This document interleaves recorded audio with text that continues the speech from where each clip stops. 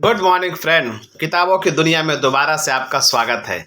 आज हम लोग सुनेंगे नॉर्मन विंसेंट पिल साहब की बुक बुलंद इरादे निश्चित कामयाबी का पार्ट चैप्टर नंबर 4। इसका टाइटल है समुचित प्रेरित करने वाली प्रेरणा। अगर ये वीडियो आपको अच्छी लगे तो लाइक शेयर सब्सक्राइब जरूर कीजिए। चलिए शुरू करते हैं। एक चिड़चिड़े मालिक ने अपने एक सेल्समैन के बारे में कहा, मैं उसे नौकरी से निकालने वाला हूँ। वो बहुत ढीला है, उसमें रुचि नाम की तो कोई चीज ही नहीं है। उसे जरा भी परवाह नहीं है, वो उत्साहित और निरस है। वो तो जैसे ऊँघता रहता है। मैंने एक सुझाव दिया जिससे काम बन गया। उसे नौकरी से निकालने के बजाय आप उसके भीतर आग क्यों नहीं भरते? उसने पूछा, आग भरने से आपका क्या मतलब है? उसे आग के भट्ठी में झोंक दूं? नहीं, मैंने कहा, मेरा मतलब है उसके भीतर आग भर दे। उसे अपने काम के बारे में उत्साहित कर दो, उसमें प्रेरणा भरो, प्रगति का सच्चा नजरिया भरो। ये सलाह कारगर साबित हुई और अब मेरा दोस्त उसी सेल्समैन की प्रशंसा में कहता है, वह अब सचमुच बदल गया है। अब तो वो आग का गोला बन गया है। मुझे इस पर यकीन नहीं हो रहा है। मुझे सचमुच यकीन नहीं हो रहा है कि उसके भीतर इतनी क्षमता थी। सच्चाई यह है कि आप कभी नहीं जानते कि किसी व्यक्ति में कितनी क्षमता है, जब तक कि आप उसे प्रगतिशील और रचनात्मक प्रेरणा ना दे दें। हर व्यक्ति का ट्रिगर दबाया जा सकता है, हर व्यक्ति को प्रेरित किया जा सकता है, हर व्यक्ति से ज़्यादा अच्छा काम करवाया जा सकता है, बशर्ते उसके सच्चे व्यक्तित्व के दरवाजे को खोलने की चाबी ढूंढ ली जाए। अगर आग भरने का यह तरीका हालांकि कठोर था, लेकिन ये मनोवैज्ञानिक दृष्टि से अच्छा साबित हुआ। मालिक ने सेल्समैन को अपने ऑफिस में बुलाया। उन्होंने कहा, जिम बैठ जाओ, मैं तुम्हारा विश्लेषण करना चाहता हूँ। मुझे उम्मीद है कि तुम इसे झेल लोगे, क्योंकि मैं खरी खरी सुनाने वाला हूँ। मुझे यह कहते हुए बहुत बुरा लग रहा है, लेकिन मैंने आज तक तुमसे घटिया सेल्समैन नहीं देखा। तुम आलसी हो, तुमने जरा भी महत्वाकांक्षा, ऊर्जा या कल्पनाशीलता नहीं है। तुम्हें रत्ती भर भी परवाह या दिलचस्पी नहीं है। तुम तो बस ये चाहते हो कि मैं तुम्हें ढेर सारा कमीशन एडवांस में देता रहूं। हालांकि ऑर्डर लाने के मामले में तुम्हारा रिकॉर्ड बहुत कमजोर है। तुम्हारी असली कमी यह है, तुम्हें सम्मान नहीं मिलने का असली कारण यह है कि तुम स्टार सेल्समैन बन सकते हो, तुम ये काम कर सकते हो। तुम्हारे भीतर क्षमता है, लेकिन तुम अपनी क्षमता का उपयोग नहीं कर रहे हो। लगता है तुम किसी काम के लायक नहीं हो। सेल्समैन का चेहरा और आंखें गुस्से से लाल हो गई। वो उछल कर खड़ा हुआ और अपने बॉस की टेबल पर मुक्का मारते हुए चिल्लाकर बोला, आप मुझसे इस तरह बात नहीं कर सकते। आप मेरे बारे में जानते ही क्या हैं? वो दरवाजे की तरफ जाने लगा। अपनी नौकरी वापस ले लो, भाड़ में गई तुम्हारी नौकरी। हैरान मालिक ने युवक का हाथ पकड़कर उसे गले लगा लिया। ये बहुत बढ़िया है, बहुत ही बढ़िया। तुम में आग है, तुम में आग है, तुम्हारे अंदर सच्चा मर्द है। मैं हमेशा जानता था कि तुम एक जबरदस्त इंसान बन सकते हो, बशर्ते तुम एक बार प्रेरित हो जाओ। बस वो आगे भी ऐसा ही रहना जैसे इस पल हो, और हम प्रगति कर सकते हैं। तुम नौकरी से बाहर नहीं निकल रहे हो, बल्कि सफलता के द्वार के भीतर जा रहे हो। जाहिर है वो पूरी कहानी नहीं है। बॉस जिम को आत्म सुधार की प्रेरक पुस्तकें देते रहे। उन्होंने उसे सेल्स रैलियों और वार्षिक उद्योग सम्मेलन में भेजा, जहां जिम की मुलाकात उसके क्षेत्र के सर्वश्रेष्ठ सेल्समैनों से हुई। बॉस ने जिम का रुझान एक चर्च की तरफ भी मोड़ा, ज- जहाँ के पादरी समर्पित और प्रगतिशील थे। इससे उसकी अंदरूनी आग ज्यादा प्रबलता से जलने लगी। बॉस ने एक और रोचक तथा असामान्य काम किया। उन्होंने उस युवक को गोल्फ क्लब में शामिल होने की प्रेरणा भी दी। उन्होंने उसे बताया कि इससे वह महत्वपूर्ण बिजनेसमैनों के संपर्क में आएगा। यही नहीं, उन्होंने इसकी फीस भी उसी से दिलवाई। जाहिर है इसके पीछे असली कारण यह था कि बॉस अपने तथाकथित असली आलसी सेल्समैन को प्रतिस्पर्धा के माहौल से परिचित कराना चाहता था। वो सेल्समैन गोल्फ का अच्छा खिलाड़ी नहीं था, लेकिन बॉस को लगा कि उसमें क्षमता है, और उन्होंने यह सुनिश्चित किया कि वो क्लब के सबसे अच्छे खिलाड़ियों के साथ खेले। बॉस उससे कहता रहता था, इन लोगों को मजा चखा दो। इस तरह की चुनौती और प्रेरणा के चलते सेल्समैन ने उस साल क्लब के रोस्टर में काफी ऊंचा स्थान प्राप्त किया। ये रणनीति कामयाब हुई। उसे प्रतिस्पर्धी रोमांच का एहसास हुआ, और ये भाव किसी के जीवन को भी बदल सकता है। उसे अपने भीतर ऐसे गुणों का एहसास हुआ जो पहले कभी बाहर प्रकट नहीं हुए थे। दरअसल उसे तो ये पता ही नहीं था कि वे गुण उसमें है। बढ़ती दिलचस्पी के कारण मैं मैं रोमांच में बदल गए। वो सचमुच तरक्की करने लगा। अपने नौकरी और लोक व्यवहार में वो सचमुच प्रेरित करने वाली प्रेरणा की शक्ति के साथ आगे बढ़ा। उसे यह संदेश मिल गया कि अगर वो ठान ले तो कुछ भी कर सकता है। इस तरह का अनुभव मानवीय क्षमता में उत्साहपूर्वक विश्वास जगाता है। कभी किसी को कम ना के यह आशावादी संभावना हमेशा रहती है कि किसी भी व्यक्ति के दिल तक पहुंचा जा सकता है और खुद को जानने का बहुत महान अनुभव पाया जा सकता है। और इसके अलावा वह व्यक्ति बदल कर नया इंसान बन सकता है, जिसकी पुरानी चीजें बदल चुकी हैं, जिसमें सब कुछ नया और जीवन बन गया है। पूरी कोशिश करें और रोक कर ना रखें। किसी इंसान को हार नहीं माननी चाहिए या अपनी क्षमता के बारे में पराजयवादी नजरिया नहीं रखना चाहिए। उसके व्यक्तित्व में हमेशा सफल गुणवत्ता निहित होती है, जो सच्ची प्रेरणा से पूर्णता तक पहुंचने का इंतजार करती है। लेकिन ऐसा क्यों है कि बहुत योग्य होने के बावजूद कुछ लोग कभी शुरू नहीं कर पाते हैं? क्या इसलिए क्योंकि वे रोक कर रखते हैं और पूरी कोशिश नहीं करते हैं? इसका मतलब यह है वे कभी खुद को पूरी तरह से नहीं झोंकते हैं, बल्कि अपने क्षमता का कुछ हिस्सा हमेशा रोके रखते हैं, जैसे उनके खुद को मुक्त करने और पूरे दिल से अपना सब कुछ झांकने में डर लगता हो। जीवन के किसी भी क्षेत्र में सचमुच सफल होने वाले लोग खुद को रोक कर नहीं रखते हैं। वे तो उत्साही और पूरी तरह जुटने वाले होते हैं। मैं बार बार एक प्रेरक मानवीय घटना के बारे में बताता हूँ। इसमें खुद को रोक कर रखने वाला व्यक्ति सशक्त प्रेरणा मिलने के बाद काम में जुट गया। यह प्रेरणा एक बड़े लक्ष्य तक पहुंचने की इच्छा थी। पहले उसे यह दूर दराज की संभावना लगती थी, लेकिन प्रेरणा मिलने के बाद वह बलवत्ती हो गई। और ऐसा इस तरह से हुआ। शिकागो में एक बिजनेसमैन सम्मेलन में भाषण देने के बाद मैं चार्ली से मिला। भाषण के बाद मेरे होटल के कमरे में फोन की घंटी बजी और एक महिला ने थोड़ी दबंग आवाज में घोषणा की, मैं अपने पति को आपसे मिलवाने ला रही हूँ, लेकिन मेरे पास हवाई जहाज पकड़ने के लिए कुछ ही मिनट बचे हैं। मैंने प्रतिरोध किया, कुछ मिनट काफी होंगे? उसने दृढ़ता से कहा, हमने आपका भाषण सुना है, मैं उसे आपसे मिलवाने ला रही हूँ। और इसके साथ उसने फोन रख दिया। जल्द ही एक दृढ़ दिखने वाली नाटी औरत एक मोटे आदमी के साथ प्रकट हुई, जिसके चेहरे पर हल्की सी संकोच भरी मुस्कान थी। मैं मेबल हूँ, महिला ने कहा। ये मेरे पति चार्ली हैं और समस्या चार्ली से ही संबंधित है। वह बहुत अच्छा इंसान दिखता है, मैंने टिप्पणी की। उन्होंने कहा, वो अच्छा है, यही तो समस्या है। वो कुछ ज्यादा ही अच्छा है, उसमें जैसे कोई शक्ति ही नहीं है, आगे बढ़ने और ऊपर जाने की कोई इच्छा ही नहीं है। क्या आप उससे बात करें? उसने आदेश दिया। इसके बाद ये बैठ गए। मैंने पूछा, आपको क्या लगता है चार्ली? लगता है मेबेला सही कह रही है, उसने जवाब दिया। शायद मुझे थोड़ी मदद की जरूरत है। चार्ली अच्छा आदमी है, उसकी पत्नी बीच में बोली। उसने दिमाग और योग्यता तो है, लेकिन वो खुद को व्यवस्थित नहीं कर पाता है। वो सपनों की दुनिया में खोया रहता है, वो आगे नहीं बढ़ पा रहा है। मैंने उसे प्रेरित करने की कोशिश की, बार बार कोशिश की, लेकिन कोई फायदा नहीं हुआ। आपका भाषण सुनकर मैंने सोचा कि शायद आप उसे ठीक कर सकें। मुझे चार्ली पसंद आया और मुझे मेबल भी पसंद आई। उसका व्यवहार आक्रामक इसलिए था क्योंकि वो अपने पति से प्यार करती थी, उसे उस पर भरोसा था और वो उसकी तरक्की चाहती थी। मैं बीच बीच में उसके साथ काम करने और उसकी मदद करने के लिए तैयार हो गया।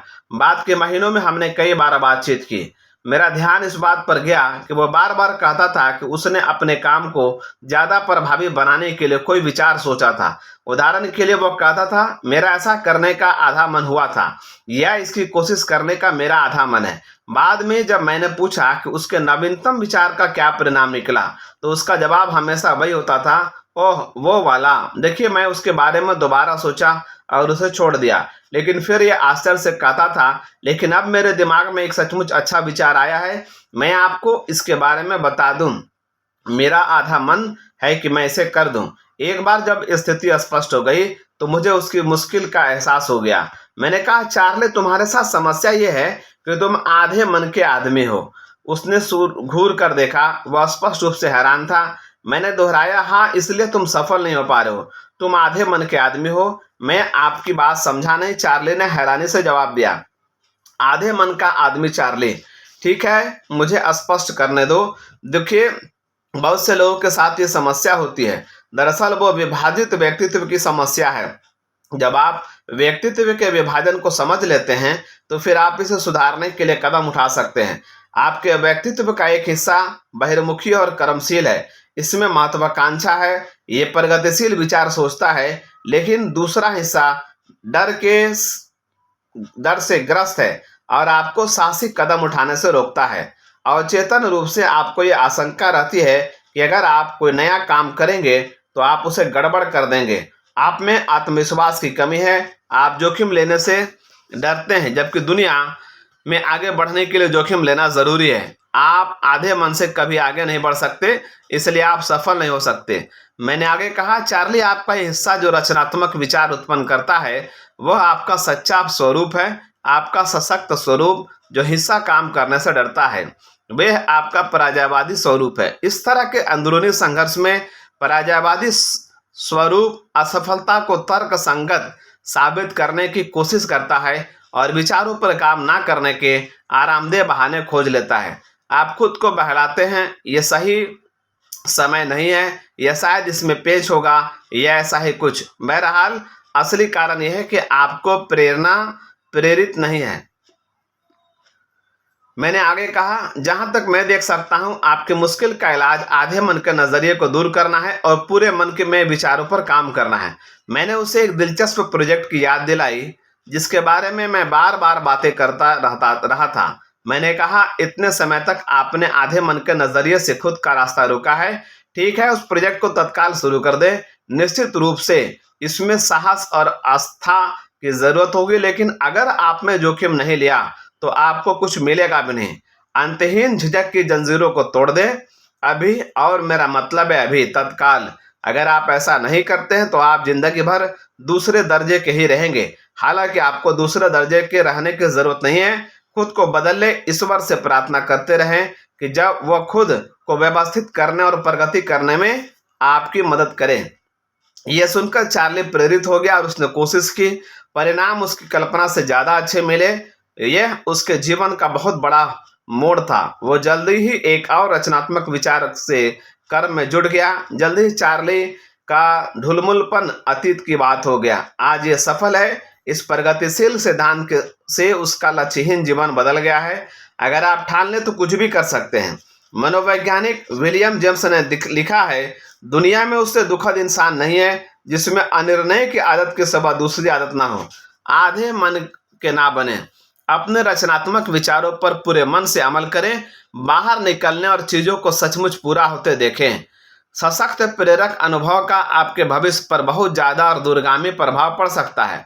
सशक्त प्रेरक अनुभव का अर्थ है ऐसा अनुभव जो आपके भीतर गहराई तक पहुंचे और जिसमें आपके व्यक्तित्व प्रतिक्रिया तंत्र के केंद्र तक पहुंचने का रोमांच व प्रेरणा हो। इसी कारण हमें संभावित प्रेरक अनुभव के प्रति अपनी आंखें हमेशा खुली रखनी चाहिए।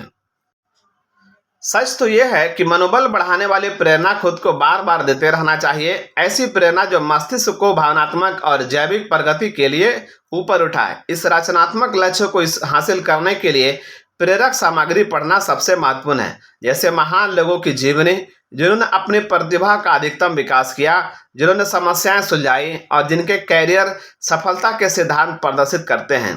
पुस्तकें बहुत महत्वपूर्ण हैं क्योंकि वे बौद्धिक प्रक्रिया में जान डालती हैं और आपको सोचने, सचमुच सोचने की योग्यता विकसित करने में समर्थ बनाती हैं।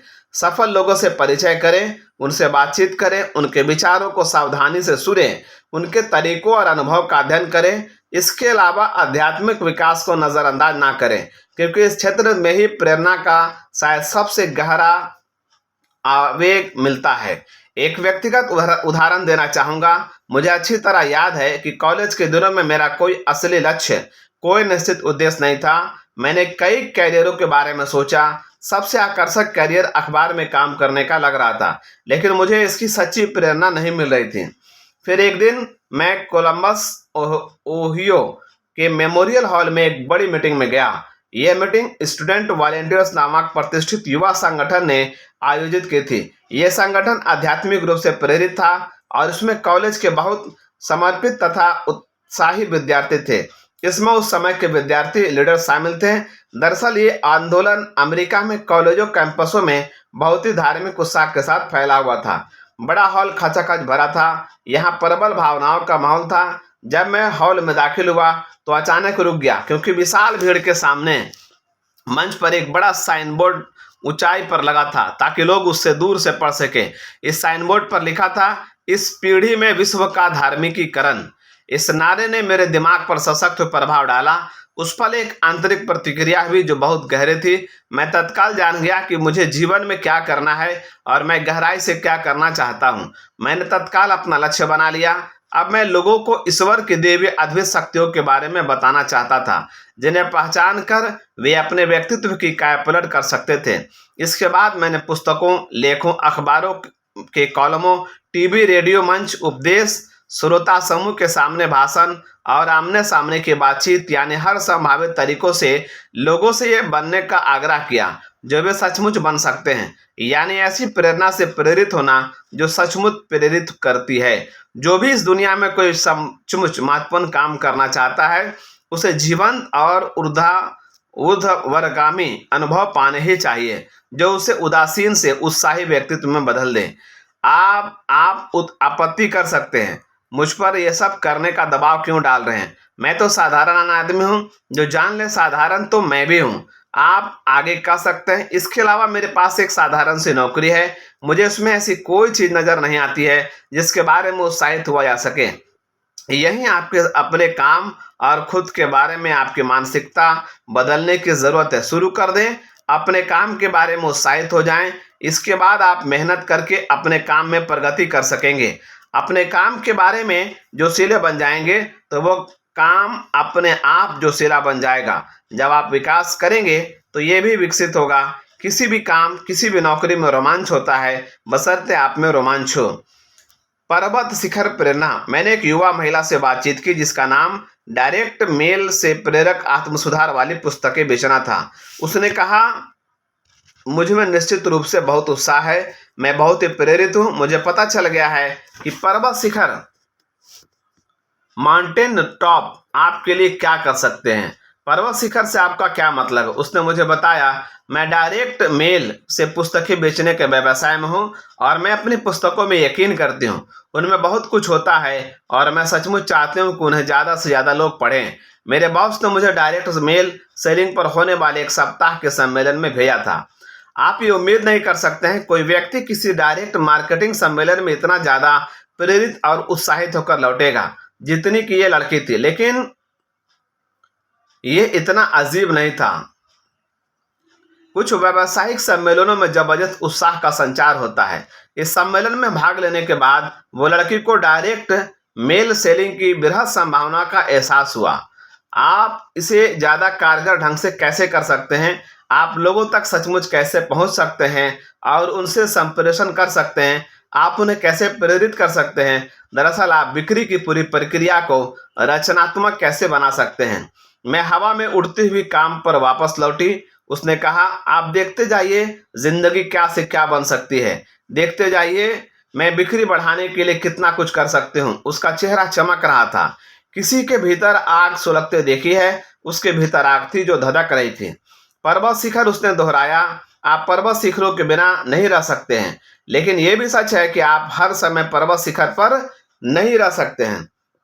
आपको नीचे उतरना होगा और सामान्य काम करने होंगे। सामान्य दिनचर्या में उस ऊपरी स्तर के अनुभव को भूल जाना आसान होता है। इसलिए मैं जब नकारात्मक और नीरस महसूस करती हूँ तो अपने मन में मौजूद उस पर्वत शिखर प्रेरणा पर पहुंच जाती हूँ जिससे ने मुझे दिखाया कि मैं सचमुच क्या हूँ और क्या कर सकती हूँ।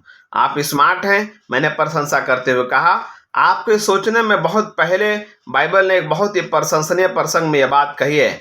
मैंने बाइबल का वाक्य दोहराया, जो लोग ईश्वर की सेवा करेंगे उनकी शक्ति फिर से नहीं हो जाएगी। वे बाज जैसे पंखों के साथ ऊपर उठेंगे। वो पर्वत शिखर है, लेकिन ये अंत नहीं है, ये थोड़ा नीचे आता है। वे दौड़ेंगे लेकिन थकेंगे नहीं, ये भी अंत नहीं है, ये थोड़ा और नीचे आता है। वे चलेंगे लेकिन कमजोर नहीं होंगे। दुनिया की बोझिल दिनचर्या में चलते रहने के बाद भी आप कमजोर नहीं होंगे, क्योंकि आप प्रेरक अनुभव के पर्वत शिखर पर रह चुके हैं। इसीलिए व्यक्ति को नियमित रूप से प्रेरक नवीकरण करते रहना चाहिए। उत्साह की आग हमेशा नहीं जलेगी जब तक कि आप इसमें नए लट्टे नहीं डालते रहेंगे। आपकी प्रेरणा कमजोर हो सकती है और आपकी प्रगति को धीमा कर सकती है जब तक कि आपकी नवीनीकरण की निश्चित योजना ना हो। और ये कैसे होता है? जैसे मैंने पहले कहा था, प्रेरक पुस्तकें पढ़ें, प्रेरक मीटिंगों में जाएं, प्रेरक काम करने वाले लोगों से मिले। सबसे बढ़कर आलोचकों, शिकायत करने वालों और नकारात्मक लोगों से तेजी से दूर भागे। ये लोग कहीं नहीं जा रहे हैं, आप जा रहे हैं। इसके अलावा किसी भी समय एक जादुई शब्द प्रेरणा दे सकता है। कोई नहीं जानता कि यह शब्द कब आएगा। अपनी आंखें, कान और सबसे बढ़कर अपने दिमाग को खुला रखने में समझदारी है, क्योंकि यह जादुई शब्द आप में सचमुच परिवर्तन ला सकते हैं और ऐसा करके आपकी जिंदगी बदल सकता है। उदाहरण के लिए स्टीव कर्लटन को लें। कर्लटन 1972 के बेसबॉल सीजन में नेशनल लीग का शीर्षस्थ पिचर था, वो भी द फिलिस टीम में। 2 साल पहले कर्लटन सेंट लुइस कार्डिनल्स के लिए पिचिंग करता था और आमतौर पर उसे पराजय का मुंह देखना पड़ रहा था। फिर प्रेरणा का जादुई शब्द आया। उसे एक प्रशंसक की चिट्ठी मिली और इसने वो चिंगारी पैदा कर दी, जिसकी वजह से ये एक सामान्य पिचर का सीजन उत्कृष्ट बन गया। बात बहुत छोटी सी थी। प्रशंसक ने लिखा था कि उसमें प्रतिष्ठा तो है, लेकिन वो खेल के मैदान में सकारात्मक तरीके से नहीं सोच रहा है। ये बड़ी सुंदर बात थी। ले स्टीव कार्लटन ने कहा, इसने मेरा पूरा नजरिया ही बदल दिया। उस चिट्ठी ने इस उत्साहित पिक्चर को सचमुच प्रेरित कर दिया होगा, क्योंकि इसके मिलने के बाद उसने उस साल अपने आखिरी 5 मैचों में से 4 जीते और अपने सीजन में 29 का रिकॉर्ड बनाया। हार, मैं अब उस बारे में कभी सोचता ही नहीं, उसने कहा। जाहिर है मिस्टर कर्लटन उस सीजन में इसलिए सफल हुए क्योंकि सकारात्मक सोच के अलावा उनकी गेंद तेज थी, जो हिटर के पास से तेजी से निकल जाती थी, घुमावदार थी, जो हिटर को चकरा देती थी, और स्लाइडर गेंद थी जो होम प्लेट पर आते समय पूरे रास्ते लहराती थी। पीटर्सबर्ग पाइरेटेड के फाट बैट्समैन विली स्टारजेल ने दुख से कहा था, कर्लटन को पिचिंग को मारना कांटे से कॉफी पीने जैसा है। कर्लटन जब तक खेलता रहेगा, उसे अपनी गति, अपनी गहराई, अपनी नई विचार प्रक्रिया जारी रखनी होगी। जब कर्लटन हार रहा था, उस वक्त भी उसके पास चैंपियन पिचर की तकनीकी योग्यताएं थी। उसे तो बस वो प्रेरणा नहीं मिली थी जो सचमुच प्रेरित करती है। लेकिन जब अचानक उसके आप अपने सच्चे स्वरूप को देखा, तो उसे बहुत आशाजनक सफलता मिल गई। जब आपको सचमुच प्रेरित करने वाली प्रेरणा मिल जाती है, तो आपको नई शक्ति भी मिल जाती है। प्रेरित करने वाला जादुई शब्द। प्रेरित करने वाला जादुई शब्द रहस्यमय और सशक्त होता है। जो व्यक्ति इसके लिए अपना मस्तिष्क खुला रखता है, उसे राह में बहुत अच्छे अनुभव मिलते हैं।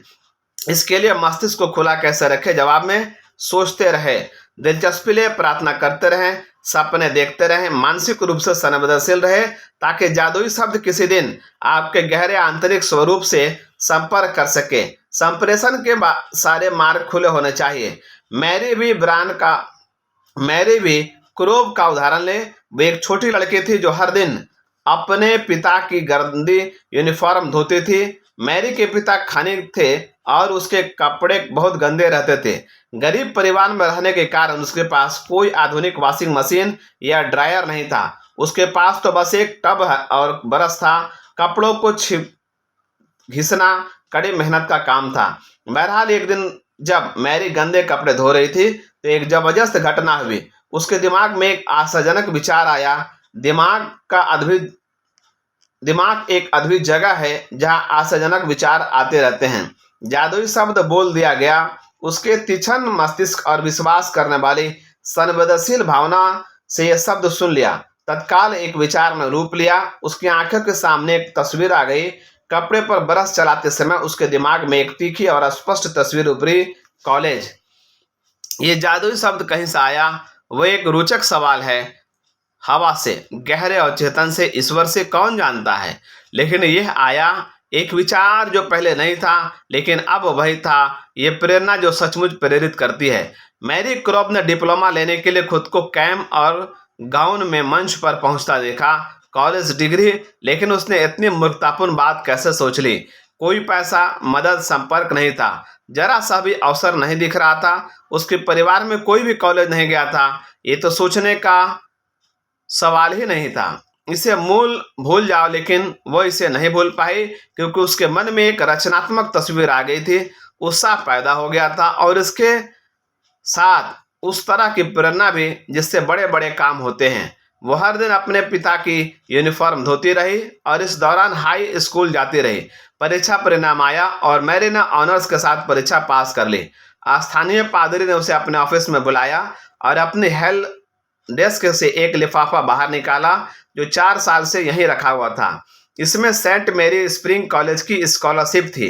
पादरी को इस स्कॉलरशिप के असली हकदार विद्यार्थी की तलाश थी। मैरी के मन की तस्वीर काम कर रही थी। उस लड़की के लिए स्कॉलरशिप जिसने तस्वीर देखी थी, सपना देखा था, मेहनत की थी, सकारात्मक सोच का अभ्यास किया था और मेहनत से पढ़ाई की थी, साथ ही गंदी यूनिफॉर्म में धोई थी। बड़े उत्साह से वो कॉलेज गई। पैसे इकट्ठे करने के लिए उसने वेटर, हाउसमेड, कुक का काम किया। स्नातक होने के बाद उसने बीमे का कोर्स किया। एक दिन वो बीमा एजेंट बनने के लिए बीमा ऑफिस गई। मैनेजर ने बैंक से कहा, तुम जीवन बीमा या उसे बेचने के बारे में जानते ही क्या हो? तुम्हारी किसी से पहचान भी नहीं है। इसके अलावा और ये निर्णायक बात थी, तुम एक औरत हो, तुम्हें एजेंट बनाने का सवाल ही नहीं उठता है। फिर भी वो मौके की तलाश में बार बार वहां जाती रही और वो मैनेजर उसे बार बार वापस भेजता रहा।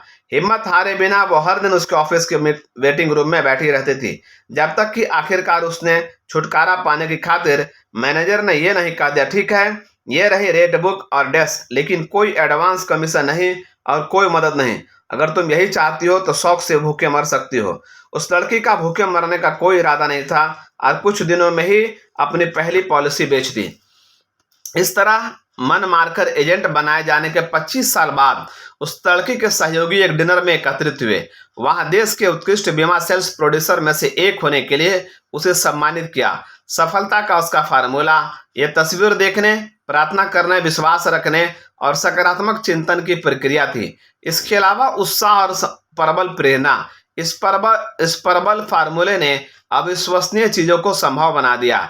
इस महिला ने विश्वास के साथ एक सशक्त प्रेरक शक्ति को प्रदर्शित किया जो श्रेष्ठतम कार्यों की प्रेरणा देती है, हर संभावित पराजय को नकार देती है और बड़े बड़े काम करवाती है। क्योंकि पराजित होना उसकी योजना में नहीं था, इसलिए वो विजेता बन गई। बदली हुई सोच आपके जीवन को बदल सकती है। मैरी क्रॉब ने कहा, आप अपनी सोच बदलकर अपनी जिंदगी बदल सकते हैं।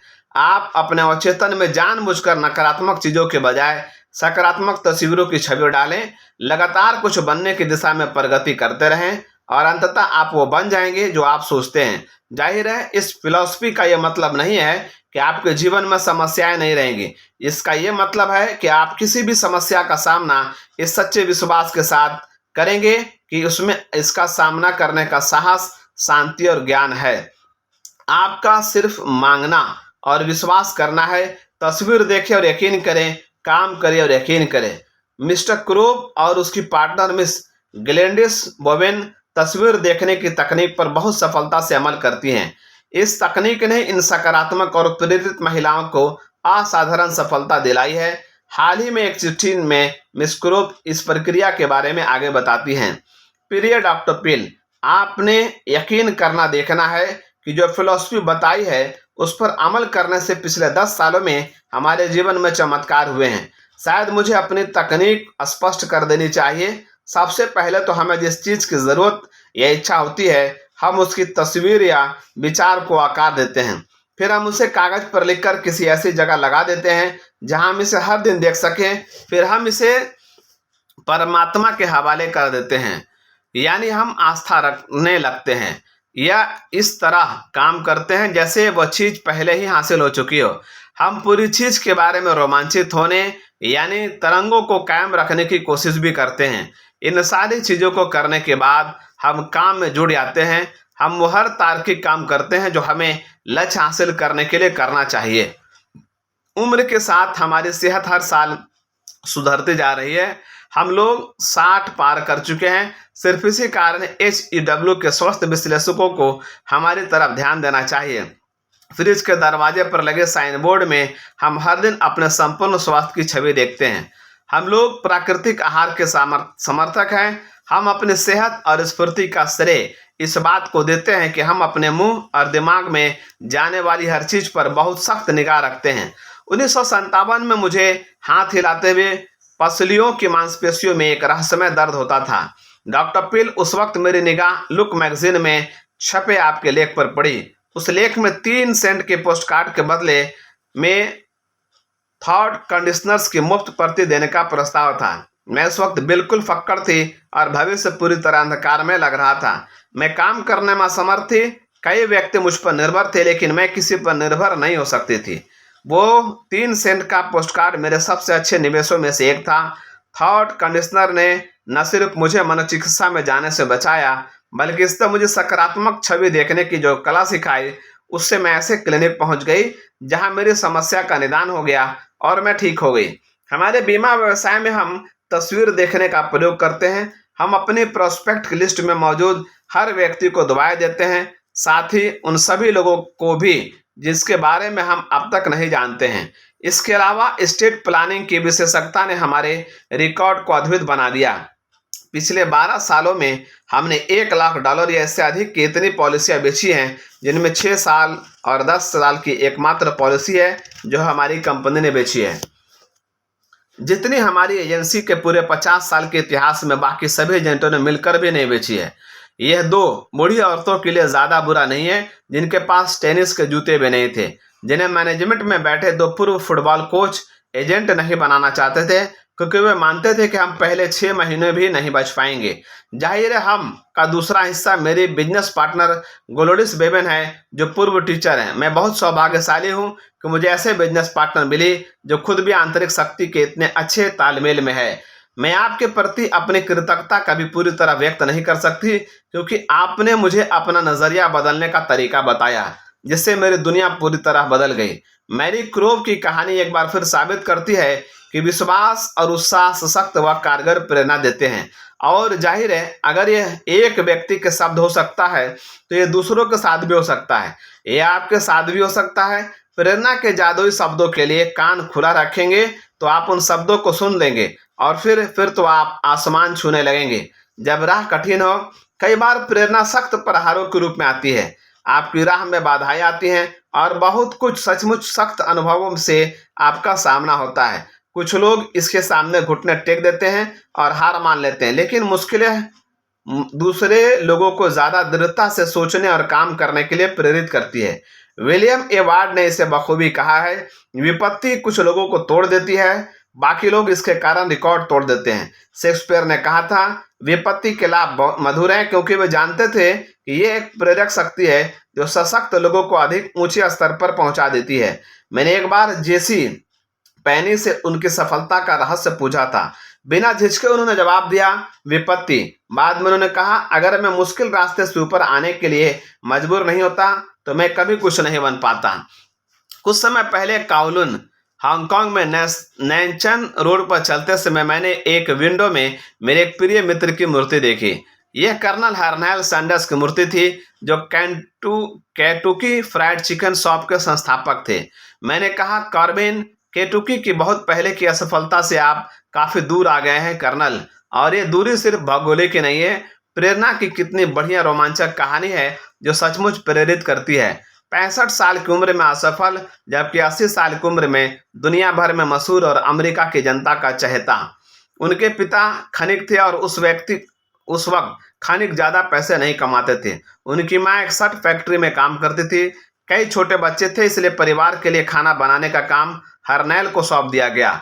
उसने उन्हें बाद में अपने फ्राइड चिकन बिजनेस में लाभ हुआ। वे हमेशा कड़ी मेहनत करते थे। उन्हें 6th ग्रेड के अंत में स्कूल छोड़ना पड़ा। उन्होंने उस गरीबी का अनुभव झेला जो उस वक्त केंटुकी के पहाड़ों और टेनेसी के गरीब इलाकों में फैले भी थी। वे बहुत गरीब थे। आखिर उन्होंने एक छोटा रेस्तरां खोला। उनका तर्क था, लोग खाना तो नहीं छोड़ सकते। उन्होंने कई सालों तक इसमें जमकर मेहनत की।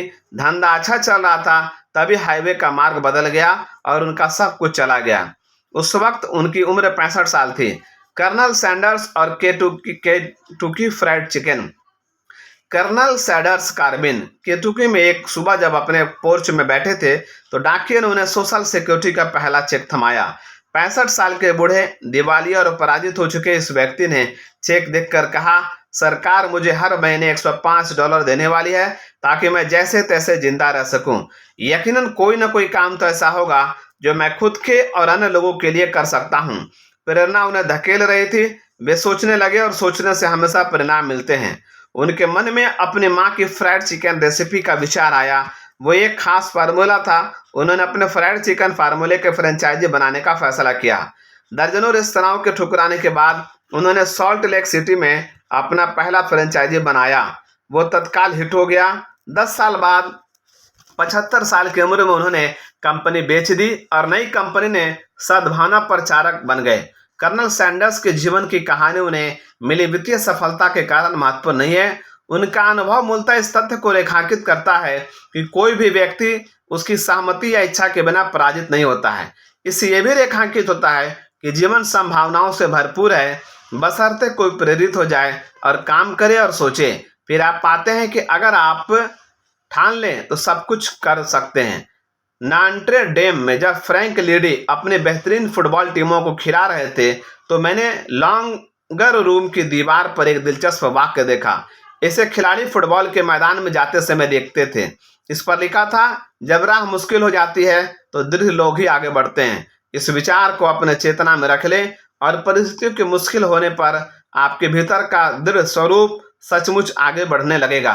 जब स्थितियां मुश्किल हो जाएं तो याद रखें कि शायद इसी स्थिति में आपके लिए सुनहरे अवसर के द्वार खुल सकते हैं। तो आगे बढ़ते रहें और यह प्रेरणा पाएं जो सचमुच प्रेरित करती है। हम कुछ सुझाव दोहरान देते हैं जो बताते हैं कि प्रेरणा आपके लिए क्या कर सकती है। पहला, यह आपके भीतर आग जलाती है, वो आग जो आंतरिक शक्ति को बढ़ाती है। दूसरा, यह आपकी प्रतिभाओं को उजागर करती है। क्या आप सचमुच अपनी क्षमताओं को जानते हैं? इनकी तलाश करें क्योंकि ये पहले से ही वहां है। फिर इन्हें मुक्त करें। तीसरा, रुके ना रहें, पूरी तरह जुटे रहें। चौथा, और आप चाहे जो करें आधे मन से कभी ना करें। पांचवा, याद रखें सबसे सशक्त प्रेरणा आध्यात्मिक प्रेरणा है, इसलिए आध्यात्मिक प्रेरणा के लिए जागरूक रहें। छठा, जादुई प्रेरक शब्द के प्रति चौकस रहें जो आपको पुनः सक्रिय कर देगा और उदासीन से प्रगतिशील बना देगा। सातवां, प्रेरक लोगों के संपर्क में रहे। आठवां, प्रेरक विचार विकसित करें जो शक्ति से भरे हो। नौवां, विपत्ति में प्रेरणा लेते रहें क्योंकि अक्सर मुश्किलों में ही सर्वश्रेष्ठ अवसर मिलते हैं। 10वां, अपने लक्ष्य की तस्वीर बनाएं, उस तस्वीर को चेतना में रखें, उस तस्वीर को हमेशा अपने सामने रखें तो आपका लक्ष्य प्रकट हो जाएगा। चैप्टर नंबर 5 जिसका टाइटल है खुद पर यकीन करें, आत्मविश्वास रखें। इंसान असफल होने के लिए नहीं, सफल होने के लिए पैदा होते हैं। हेनरी थोरी ने कहा था।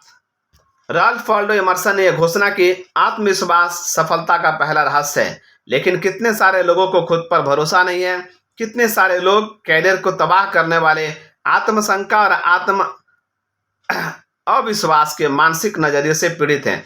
खुद को अक्षम और अयोग्य मानने वालों की संख्या दरअसल लाखों करोड़ों में होगी। वे दुखी व्यक्ति ये हमें यह नहीं है जिसकी जरूरत है। किस्म के लोग हर जगह अपनी ही प्रगति को रोक रहे हैं, खुद को ही पराजित कर रहे हैं। उस व्यक्ति की तरह जिसने मुझे विदेश से हाल में फोन किया। एक युवक अंग्रेजी में थोड़े घबराए हुए और माफी मांगने वाले अंदाज में बोल रहा था, मेरे सामने एक ऐसी समस्या आ गई है जिससे मैं निपट नहीं सकता। मैं बस इतना जानता हूँ कि मैं ये काम नहीं कर सकता। दरअसल मुझे पूरा भरोसा है कि मेरे लिए बहुत ज्यादा है, मैं नहीं कर सकता। उसकी आवाज हताशा में धीमी होते होते खो गई। मैंने कहा, क्या आप खुद को सामान्य आदमी मानते हो? आपका मतलब है क्या मैं मानसिक रूप से सामान्य हूं? देखिए, मुझ में ये सवाल कभी नहीं पूछा गया, लेकिन मैं पागल या सिरफिरा नहीं हूं। अच्छी बात है। क्या आप शारीरिक रूप से बीमार हैं? ओह नहीं, मैं युवा हूं और मेरी सेहत बहुत अच्छी है। बहुत बढ़िया। आपकी शिक्षा? देखिए, मैंने यूनिवर्सिटी से स्नातक की उपाधि ली है और मेरा शैक्षणिक रिकॉर्ड बहुत अच्छा है। ठीक है जवान, अब स्थिति की तरफ देखते हैं। तो मानसिक और शारीरिक रूप से समान हो, तुम्हारे पास अच्छी शिक्षा है, तो फिर तुम अटलांटिक महासागर के पार से फोन पर कमजोर घबराई हुई आवाज में ये बताने के लिए इतना पैसा क्यों खर्च कर रहे हो कि तुम बहुत बुरी स्थिति में हो? तुम्हें ये विश्वास क्यों है कि ये इतनी बड़ी समस्या है कि तुम इसे नहीं संभाल सकते हो? देखिए, मुश्किलों के बारे में सोचने से मैं दहशत में आ गया था। मैं मुसीबतों के भंवर में फंसा हुआ महसूस करने लगा था। तभी मैंने शेल्फ पर आपकी एक पुस्तक देखी। मैंने उसे उठाया, थोड़ा पढ़ा और आखिर यह अंदाजा लगाया कि न्यूयॉर्क में दोपहर कब होगी। फिर मैंने आपको फोन कर दिया। 5 मिनट में आपने फोन उठा लिया। क्या ये कुछ नहीं है? मैंने जवाब दिया। इससे यह पता चलता है आप काफी सक्रिय और कर्मशील व्यक्ति हैं और मुझे इसमें असामान्य एग्जीक्यूटिव क्षमता की झलक भी मिलती है।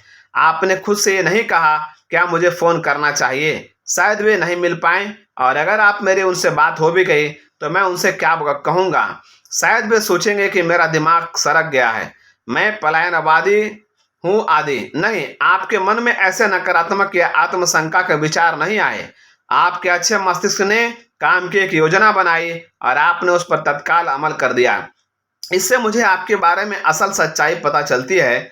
आपका शुरुआती वाक्य कि समस्या आपके लिए बहुत ज़्यादा बड़ी है कि आप उसका सामना नहीं कर सकते हैं, नहीं कर सकते, आपके एक नकली झूठे स्वरूप की ओर संकेत करता है। मैं ये भी तो नहीं कहूँगा कि आपकी समस्या मुश्किल नहीं होगी। हो सकता है यह बहुत मुश्किल हो सकता है इसे सुलझाने में आपको पूरी योग्यता लग जाए, लेकिन यह बात जान लें, इससे उभरने के लिए आपको जितनी चीज़ों की ज़रूरत है, वे सब आपके पास हैं। एक और सवाल, क्या आपको ईश्वर पर यकीन है? हाँ पिल, उसने जवाब दिया। अगर मुझे ईश्वर पर यकीन नहीं होता तो मैं आपको यानी एक पादरी को कभी फोन नहीं करता। बहुत बढ़िया, मैंने कहा। तो फिर अब हमें प्रार्थना करना चाहिए। हमें इसी समय फोन पर प्रार्थना करना चाहिए। शायद ये आपके द्वारा सुनी गई सबसे महंगी प्रार्थना होगी, लेकिन यह लो, मैंने फोन पर प्रार्थना की कि वह अपनी अच्छी शारीरिक और मानसिक सेहत को पूरे आत्मविश्वास के साथ अपनी समस्या के खिलाफ लगाए। मैंने प्रार्थना की कि झिझक और डर से भरी उसकी आत्मा का नवीनीकरण हो जाए। मैंने उसकी आक्रामक कर्म प्रेरित योग्यता के लिए धन्यवाद भी दिया और यह सकारात्मक विचार व्यक्त किया कि उसका नजरिया इसी समय बदल गया था। मुझे बाद में बताना कि आपने अपनी समस्या पर कैसे विजय पाई। बस इतना याद रखें कि अगर आप ठान लें तो कुछ भी कर सकते हैं, और मैं महासागर के पार आपको सकारात्मक विचार भेजता रहूंगा। मुझे तब काफी संतोष हुआ जब बाद में उसने बताया कि वो तरक्की कर रहा है। कम से कम उसका नया नजरिया स्पष्ट दिख रहा था। उसने लिखा, जब आपने मुझ पर भरोसा दिलाया तो मेरा आत्मविश्वास दोबारा जाग गया। मैं आपके बताए तरीके से सोचता रहूंगा और मेरा मानना है कि मुझ में मुश्किलों पर विजय पाने की क्षमता आ जाएगी। जाहिर है, यह आ जाएगी। कोई भी अपनी मुश्किलों का सामना कर सकता है, बशर्ते वह वाकई खुद पर भरोसा करना सीख ले। फिर उसके पास सफलता का पहला रहस्य होता है, खुद पर यकीन करें, आत्मविश्वास रखें। जब लोग मानने लगते हैं कि वो बहुत कुछ कर सकते हैं तो वे वाकई में बहुत उल्लेखनीय काम कर सकते हैं। जो लोग खुद पर यथार्थवादी विनम्र विश्वास करना सीख लेते हैं, उनमें एक गहरा और दृढ़ आत्मविश्वास होता है। वे मानव जाति के लिए वरदान होते हैं, क्योंकि वे अपने गुण उन लोगों तक संप्रेषित करते हैं जिनमें वे गुण नहीं होते हैं। जीवन का खुलकर मुकाबला करो। जब भी मैं आत्मविश्वास के बारे में सोचता हूँ तो मेरा दिमाग विंस लॉम्बार्डी की तरफ चला जाता है, जो अमेरिका के महानतम फुटबॉल कोचों में से एक थे। मैं उन्हें अच्छे से जानता था और वे बहुत कमाल के आदमी थे। वे मुझे भी प्रेरित करते थे, जिस तरह सभी को करते थे, खिलाड़ियों और प्रशंसकों को। मैं विंस लॉम्बार्डी का काफी समय से प्रशंसक था और मैं जानता था कि वे अपने खिलाड़ियों के प्रति काफी सख्त रहते हैं। उनसे मिलने से पहले मैंने कल्पना की थी कि उनका व्यक्तित्व रूखा होगा। इसके बजाय मैंने पाया कि वह बहुत ही सौम्य, दोस्ताना और मिलनसार थे। बाद में मैंने उनकी टीम के एक खिलाड़ी को उनके दोस्ताना व्यक्तित्व के बारे में बताया। उसने कहा, आपको तो ऐसा लगेगा ही आप उनकी टीम में नहीं हैं। लॉम्बार्डी ने मुझे बताया, मैं सबसे बढ़कर एक चीज हमेशा चाहता हूँ, वो चीज है जीतना। मैच खेलने का तब तक कोई मतलब नहीं है जब तक कि आप उसे जीतने का लक्ष्य ना बनाएं। आपका सारा खेल, मेहनत, चिंतन, सब कुछ जीतने के लिए समर्पित होना चाहिए। कोच के काम के बारे में उन्होंने कहा, बड़ा काम ऐसा बनाना है जो जीतना चाहे और जीत के लिए सब कुछ दांव पर लगाने के इच्छुक हो। ऐसे लोग जिन्हें खुद पर और अपनी टीम पर भरोसा हो तथा जो हमेशा विश्वास भरे विचार रखते हों। आत्मविश्वास से पूर्ण लोग अपने सामने की हर चीज को धूल चटा देते हैं। विंस लॉम्बार्डी मानते थे कि समर्पण के कठोर नियमों से दृढ़ व्यक्ति और उत्कृष्ट खिलाड़ी बनने में मदद मिलती है। वे अपने खिलाड़ियों से दृढ़ता से कहते थे, जब तुम मेरे लिए खेलो तो सिर्फ 3 चीजों, अपने ईश्वर, अपने परिवार और द ग्रीन वे पैकर्स के बारे में सोचना है। इसी क्रम में ग्रीन वे पैकर्स के गार्ड जेरी क्रेमर ने एक पुस्तक लिखी है जिसका शीर्षक था instant replay, the Green Bay diary of Jerry Kramer. वे बताते हैं कि लॉम्बार्डी ने एक दिन अपने खिलाड़ियों से कहा, यह सब कुछ झोंक देने का खेल है, पूरी जान लगाकर दौड़ो, किसी व्यक्ति या चीज की परवाह मत करो, जब तुम गोल लाइन के करीब पहुंच जाओ तो तुम जो जी जान से जुट जाओ। सामने चाहे कुछ भी हो, टैंक हो, दीवार हो या गहरा खिलाड़ी हो, कोई भी चीज तुम्हें उस गोल की लाइन से पार जाने से नहीं रोक सकती। कोई हैरानी नहीं कि लॉम्बार्डी के प्रेरक नेतृत्व में ग्रीन वे पैकर्स फुटबॉल के इतिहास की सबसे आशाजनक टीमों में से एक बन गई। इस बारे में सोचे, क्या आप अपने काम को भी इसी तरह से नहीं कर सकते? शंका करने वाले मूर्खों की तरह ना घूमें, जरा सी भी झिझक ना रखें, पूरी जान लड़ा दें, पूरी तरह जुट जाएं, कुछ रोक कर ना रखें, जीतने का संकल्प कर लें, इससे कम कुछ भी स्वीकार ना करें। और याद रखें, आत्मविश्वास से सफलता मिलती है, इसमें सशक्त चुंबक होता है। एक सेल सम्मेलन में मुझे एक आदमी मिला। उसने बताया कि उसके साथ सबसे बड़ी घटना तब हुई जब उसे जी जान से जुटने का विचार समझ में आ गया, पूरी ताकत से दौड़ना और जीतना। आज वो एक बड़ी कंपनी का शीर्ष सेल्समैन है। उसने मुझे बताया कि उसकी पुरानी स्थिति बिल्कुल विपरीत थी। उसने कहा, बरसों तक मैं बुरी तरह असफल था, मैं कटुता से भरा हुआ था और शिकायतें करता रहता था। मुझे लगता था कि जिंदगी मेरे साथ सही बर्ताव नहीं कर रही थी और मैं बेहतर मौकों की तलाश में इधर उधर भटक रहा था, लेकिन मौके नहीं मिल रहे थे। मैंने खुद में आस्था गंवा दी। मैं जानता था कि मेरी कोई भविष्य नहीं है। फिर मैंने एक व्यक्ति का भाषण सुना। उसने कहा कि इस बात का इंतजार करना बेकार है कि जिंदगी आपके लिए ज्यादा कुछ करेगी, क्योंकि ये तब तक कुछ नहीं करेगी जब तक कि आप व्यस्त ना हो जाएं और जिंदगी को कुछ ज्यादा ना देने लगें। जिंदगी आपको वही दे सकती है जो आप इसे देते हैं। जिंदगी हम में से हर एक से यह बहुत बड़ा सवाल पूछती है, क्या आप में दम है? क्या आप खुद पर सचमुच यकीन करते हैं? सिर्फ यकीन करने वाले लोगों को ही जीवन में पुरस्कार मिलता है। मैं ये काम बिल्कुल नहीं कर रहा था। मैं खुद पर बिल्कुल यकीन नहीं करता था और मैं निश्चित रूप से कोई पुरस्कार नहीं जीत रहा था। लेकिन अचानक मैंने खुद को नए रूप में देखा। मैंने देखा कि मैं कितना असफल था। हालांकि समाधान आसान नहीं था, लेकिन ये बिल्कुल जटिल भी नहीं था। मैंने बस ये फैसला कर लिया कि मैं सेल्स में अपना सब कुछ झोंक दूंगा। मैं इसमें और खुद में यकीन करने लगा था। आस्था और कर्म मेरा नारा बन गया था। विश्वास और कर्म का विजय फार्मूला। बिना कर्म के विश्वास से कोई फायदा नहीं है। इसलिए अगली सुबह मैंने कर्म करने का फैसला किया और मैं 1 घंटे जल्दी उठ गया। यही वो दिन था जब मैं अपने काम को नया रूप दूंगा। मैंने जोर से कहा। उस दिन मैं जिन ग्राहकों की सूची पर काम करने वाला था, उसकी तरफ देखते हुए मैंने काम शुरू कर दिया। मैं जब पहले स्टोर पहुंचा तो वो खुला भी नहीं था। दरअसल मैंने उसे खोलने में उसके मालिक की मदद की। इससे भी बड़ी बात यह कि मैंने ऐसा करने में आनंद लिया। मैंने उसके बिजनेस में काफी उत्साह दिखाया, मेरे नहीं बल्कि उसके। परिणाम यह हुआ कि मेरी पहली सेल हो गई, जबकि आम दिनों में मैं उस वक्त तक सोया रहता था। मेरे कोशिश किए बिना ही सौदा हो गया। दरअसल मैंने उसके और सिर्फ उसके बिजनेस के बारे में बातें की। यही सिलसिला पूरे दिन चलता रहा। मेरी पूरी दुनिया अलग दिख रही थी। मैं हैरान था। ओह, मुझे स्वीकार करना होगा कि मुझे अपने पुराने नजरिए से कई बार संघर्ष करना पड़ा, लेकिन पुराना नजरिया मुझ पर हावी नहीं हो पाया।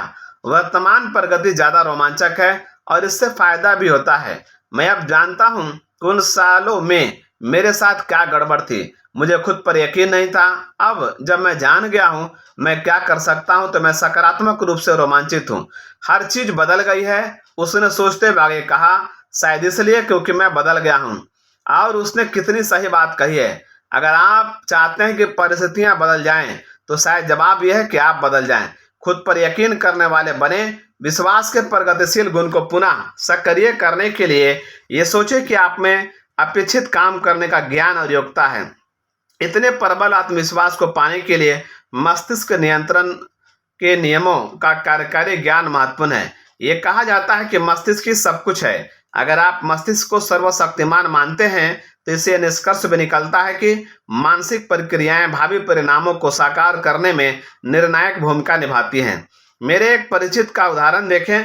इसके उदाहरण से पता चलता है कि रचनात्मक उपलब्धि की प्रक्रिया में मस्तिष्क की शक्ति कितनी महत्वपूर्ण होती है। उसे खुद पर जरा भी भरोसा नहीं था।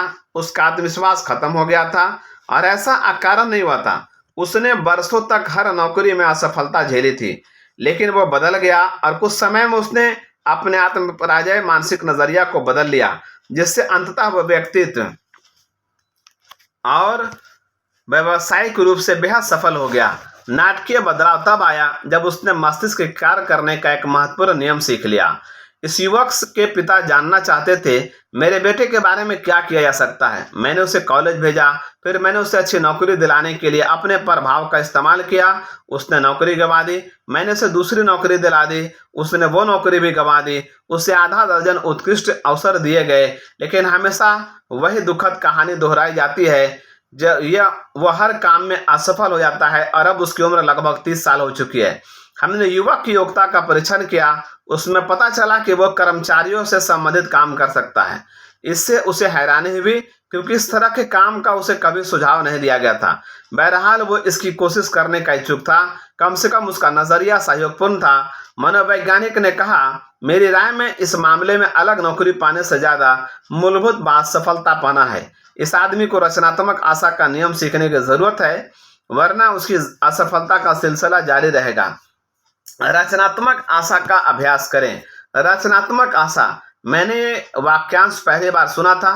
मनोवैज्ञानिक ने स्पष्ट किया, इस युवक के साथ समस्या यह है कि अवचेतन मन में यह हमेशा बुरा होने की उम्मीद करता है, जिससे उसका दिमाग असफलता के तस्वीरें बनाता है और फिर असफलता की स्थिति उत्पन्न कर देता है। उससे आत्मविश्वास से तस्वीरें बनाना और सर्वश्रेष्ठ की उम्मीद करना सीखना चाहिए।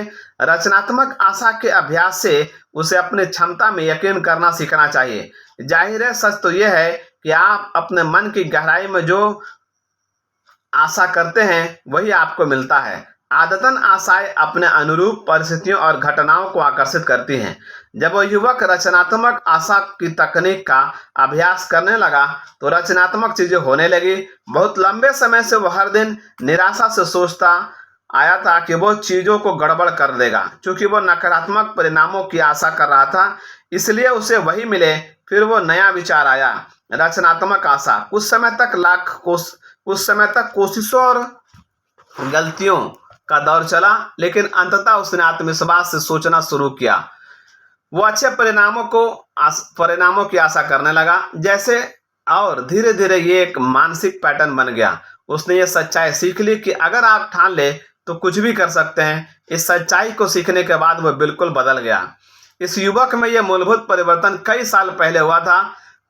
आज वो अपने चुने हुए क्षेत्र में बहुत सफल है और बहुत से कर्मचारियों का प्रमुख है।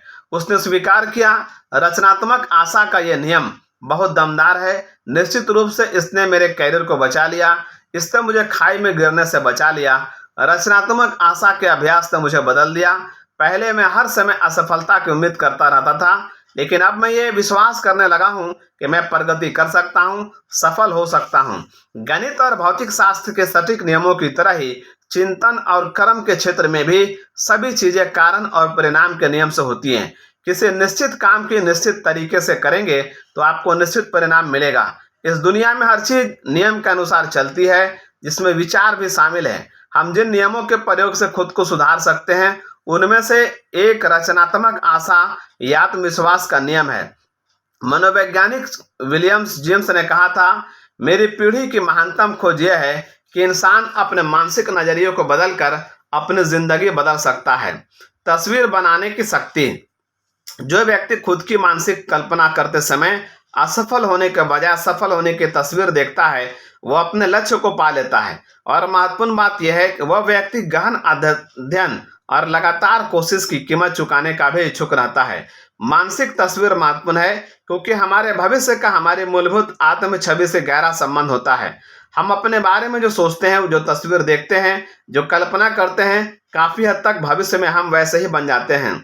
हर व्यक्ति किसी न किसी घटना या कहानी से प्रेरित होता है जिसने उसकी मानसिकता पर अमिट प्रभाव डाला हो। वर्षों पहले मैंने एक कहानी सुनी थी जो मुझे आज तक याद है, क्योंकि ये आत्म छवि और रचनात्मक आशा के सिद्धांत की शक्ति साबित करती है। एक मशहूर जिम्नास्ट के कई युवा विद्यार्थी थे जिनमें स्टार बनने की महत्वाकांक्षा थी। विद्यार्थियों ने कम खतरनाक कर्तव्य आराम से कर लिए, फिर ऊंची छड़ पर चलने की बारी आई।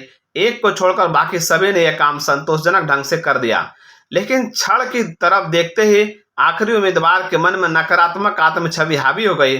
उसने सबसे बुरे परिणाम की कल्पना की। जरा सी गलती होने पर वो जमीन पर गिर पड़ेगा।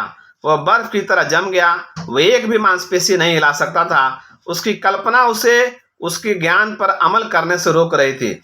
दहशत में लड़का बुदबुदाया, मैं नहीं कर सकता, मैं ये काम नहीं कर सकता, मैं खुद को गिरते हुए नहीं देख सकता, मैं खुद को गिरते हुए देख रहा हूं, मैं ये काम हरगिज नहीं कर सकता। उसके प्रशिक्षक ने कहा, अगर तुम ये काम नहीं कर सकते तो मैं तुम्हें इसे करने को कभी नहीं कहता। देखो, मैं तुम्हें बताता हूं कि इसे कैसे करना है। सबसे पहले अपने दिल को उस छड़ के ऊपर फेंको, फिर तुम्हारा शरीर अपने आप उसका अनुसरण करेगा। जाहिर है, इसका मतलब है अपनी आस्था, आत्मविश्वास और उपलब्धि की छवि को मुश्किल के ऊपर फेंकना। इसके बाद भौतिक हिस्सा अपने आप अनुसरण करेगा। यह बहुत समझदारी भरी सलाह थी। लड़के की बंद सोच के दरवाजे खुल गए, मानसिक छवि बदल गई और उसने आखिरकार बिना किसी दुर्घटना के काम कर दिया। हर व्यक्ति के जीवन में संकट आते हैं।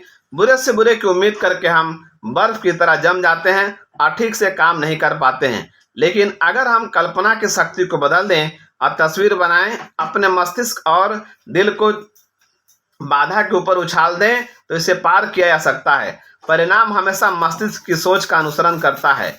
लोग ऊंची छड़ के अलावा भी बहुत सारी चीजों से बर्फ की तरह जम जाते हैं। अगर कोई एकाध बड़ी गलती कर देता है, एकाध मूर्खतापूर्ण काम कर देता है, तो इससे उसका आत्मविश्वास डगमगा जाता है। आत्मनिंदा और कठोर आत्ममूल्यांकन का दौर शुरू होता है। ओह, मैं ये क्यों नहीं कर पाया, या मैंने क्यों नहीं किया।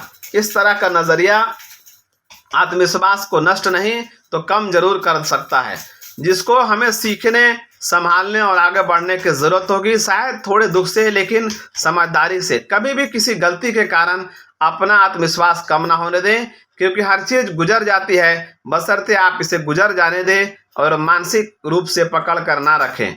मैं आपको एक ऐसे ही व्यक्ति के बारे में बताता हूँ। उसका आत्मविश्वास बहुत कम था, लेकिन उसने इसे दोबारा हासिल करके सफलता की और कदम बढ़ाया। 29 साल का यह युवक मेरे ऑफिस में बहुत निराश बैठा था। मैंने ये क्यों किया, वो पूछता रहा। मैं इतनी भयंकर गलती कैसे कर गया, ये मूर्खता कैसे हुई। मेरे पास जिंदगी का सुनहरा अवसर था और मैं क्या कर बैठा। मैंने उसे गंवा दिया। मेरा भविष्य खत्म हो गया और वह अब कोई संभावना नहीं है। मैं किसी काबिल नहीं हूँ, किसी भी काबिल नहीं हूँ। उसने मुझे बताया कि एक गंभीर गलती के कारण उसे एक अच्छी नौकरी से हटा दिया गया था। अजीब बात यह है, कोई कंपनी किसी कर्मचारी को एक गलती के लिए निकाल दे। मैंने सोचा कि शायद उसने और भी गलतियां की होंगी। चाहे जो हो, निराश व्यक्ति को यह महसूस हो रहा था कि उसका कैरियर अब खत्म हो चुका है और कभी ठीक नहीं हो सकता। मैंने कहा, सचमुच ये बहुत कठोर आघात है, लेकिन शायद चिंता करने के बजाय आपको गलतियों की अपनी फिलॉसफी के बारे में दोबारा सोचना चाहिए। मैंने उसे याद दिलाया कि इंसान गलतियां करके ही सीखता है और विकास करता है। यह संभव ही नहीं है कि कोई बिना गलतियां किए हमेशा आगे बढ़ता रहे। जिनमें से कुछ शायद सचमुच महंगी होगी, लेकिन जो लोग सचमुच सफल होते हैं वे खुद को संभालते हैं, अपनी गलती से कोई नया ज्ञान हासिल करते हैं, परिणाम से विकार करते हैं, टुकड़ों को जोड़ते हैं और आगे निकल जाते हैं। गलतियों से बचने की बहुत ज्यादा कोशिश दरअसल सफलता के खिलाफ काम कर सकती है।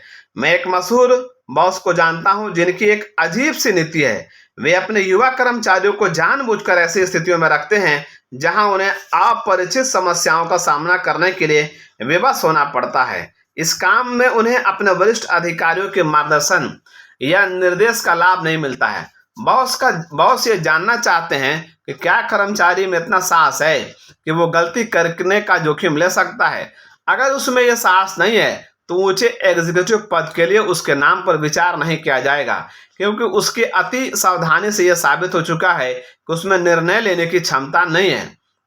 आत्मविश्वासी और प्रभावी व्यक्तियों को विकसित करने का बहुत ही बढ़िया तरीका है। मैंने इस निराश व्यक्ति को बताया कि कुछ गलतियां इंसान की सोच के गड़बड़ी से उत्पन्न होती है, जबकि बाकी अनुभवहीनता के कारण। जब आप बार बार एक ही गलती करते रहते हैं तो यह अनुमान लगाना उचित है कि अगर आप आदतन गलतियां करते हैं। इस स्थिति में आपके नजरियों और प्रतिक्रियाओं का गहन मनोवैज्ञानिक अध्ययन जरूरी है। महत्वपूर्ण बात गलतियों से लाभ लेना है। जिस तरह हम अपने सफलता से सीख सकते हैं काम कैसे करना है, उसी तरह हम अपनी गलतियों से भी सीख सकते हैं काम कैसे नहीं करना है। मैंने युवक से कहा, जब आप कोई गलती कर बैठे तो देखें कि ये आपको क्या जानकारी देता है, फिर उसे आपके अनुभव में शामिल कर दें और दोबारा कोशिश करें। मैं एक संपादकीय के बारे में सोचने लगा जो वर्षों पहले ओहियो के एक अखबार के संपादक ग्राव पैटरसन ने लिखा था। इसका शीर्षक था पुल के नीचे का पानी। मुझे जाने क्यों आभास हुआ कि इससे उस युवक को मदद मिल सकती है, इसलिए मैंने उसे जोर से पढ़ दिया। वह युवक प्रेरित हो गया। नीचे यह संपादकीय दिया गया है और ये टूटे हुए स्वाभिमान को दोबारा बनाने में बहुत ही सहायक है। पुल के नीचे का पानी। काफी समय पहले एक लड़का पुल की रेलिंग से टिककर नीचे बहती नदी के पानी को देख रहा था। एक लकड़ी का लट्ठा, एक टहनी और एक चिप पास से तैरते हुए गुजर गई। फिर नदी की सतह चिकनी हो गई, लेकिन हमेशा जैसे वो शायद 100, शायद 1000, शायद लाख वर्षों से हो रहा था। पानी पुल के नीचे से बहता था। कई बार पानी ज्यादा तेजी से बहता था, कई बार धीमे बहता था, लेकिन हमेशा पानी पुल के नीचे से बहता था। उस दिन नदी को देखने के बाद लड़के ने खोज की। यह किसी भौतिक वस्तु की खोज नहीं थी जिसे वो हाथ से छू सकता था। वो तो इसे देख भी नहीं सकता था। उसने एक विचार खोजा था। अचानक और बहुत धीरे से वो जान गया कि उस पानी की तरह उसके जीवन में हर चीज किसी दिन पुल के नीचे से गुजर जाएगी और हमेशा के लिए चली जाएगी। उस लड़के को पुल के नीचे का पानी शब्द पसंद आए। उसे इस विचार से जीवन भर लाभ हुआ। हालांकि ऐसे दिन थे और ऐसी परिस्थितियां थी जो स्याह थी और आसान नहीं थी, लेकिन जब भी वो कोई ऐसी गलती कर देता था जिसे सुधारा नहीं जा सकता था, या ऐसी कोई चीज खो देता था जिसे दोबारा पाया नहीं जा सकता था, तो हमेशा वो लड़का जो अब आदमी बन गया था कहता था ये तो पुल के नीचे का पानी है। और उसके बाद उसने अपनी गलतियों के बारे में अनावश्यक चिंता नहीं की और वह निश्चिंत रूप से उनके कारण निराश नहीं हुआ, क्योंकि वो तो पुल के नीचे का पानी था।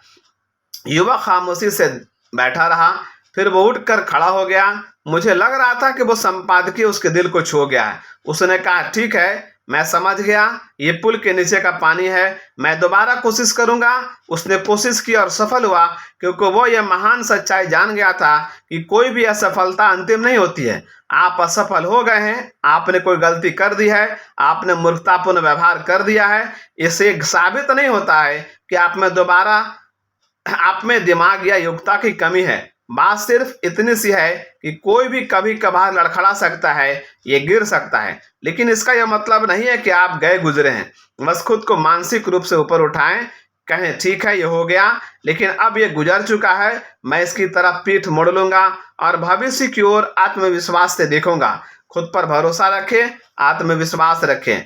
जाहिर है महंगी गलती करने वाले इस व्यक्ति के मामले में जो महत्वपूर्ण चीज हुई वो ये थी कि उसने खुद को जान लिया था। जब आप खुद को जान लेते हैं तो फिर आप खुद पर यकीन करने लगते हैं।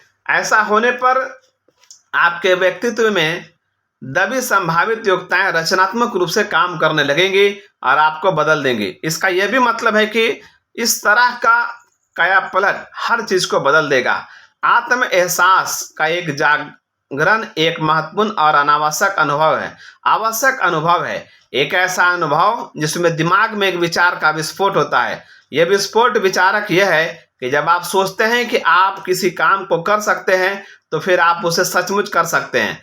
आत्मविश्वास द्वारा आत्मएहसास का उदय किसी इंसान के जीवन की सबसे बड़ी घटनाओं में से एक है। अगर आप सोच लें तो आप कर सकते हैं। एक बार मैं ऑस्ट्रेलिया में इंटरनेशनल रोटरी कन्वेंशन में भाषण दे रहा था। एक रोचक दंपति जो बाद में अच्छे दोस्त बन गए ने मिसेज पील और मुझे डिनर दिया। इस दंपति की पूरे देश में स्टोर चेन है। उनका बेहद सुंदर और अनूठा घर सिडनी बंदरगाह के किनारे पर है। वहां से शहर और समुद्र का बेहतरीन नज़ारा दिखता है।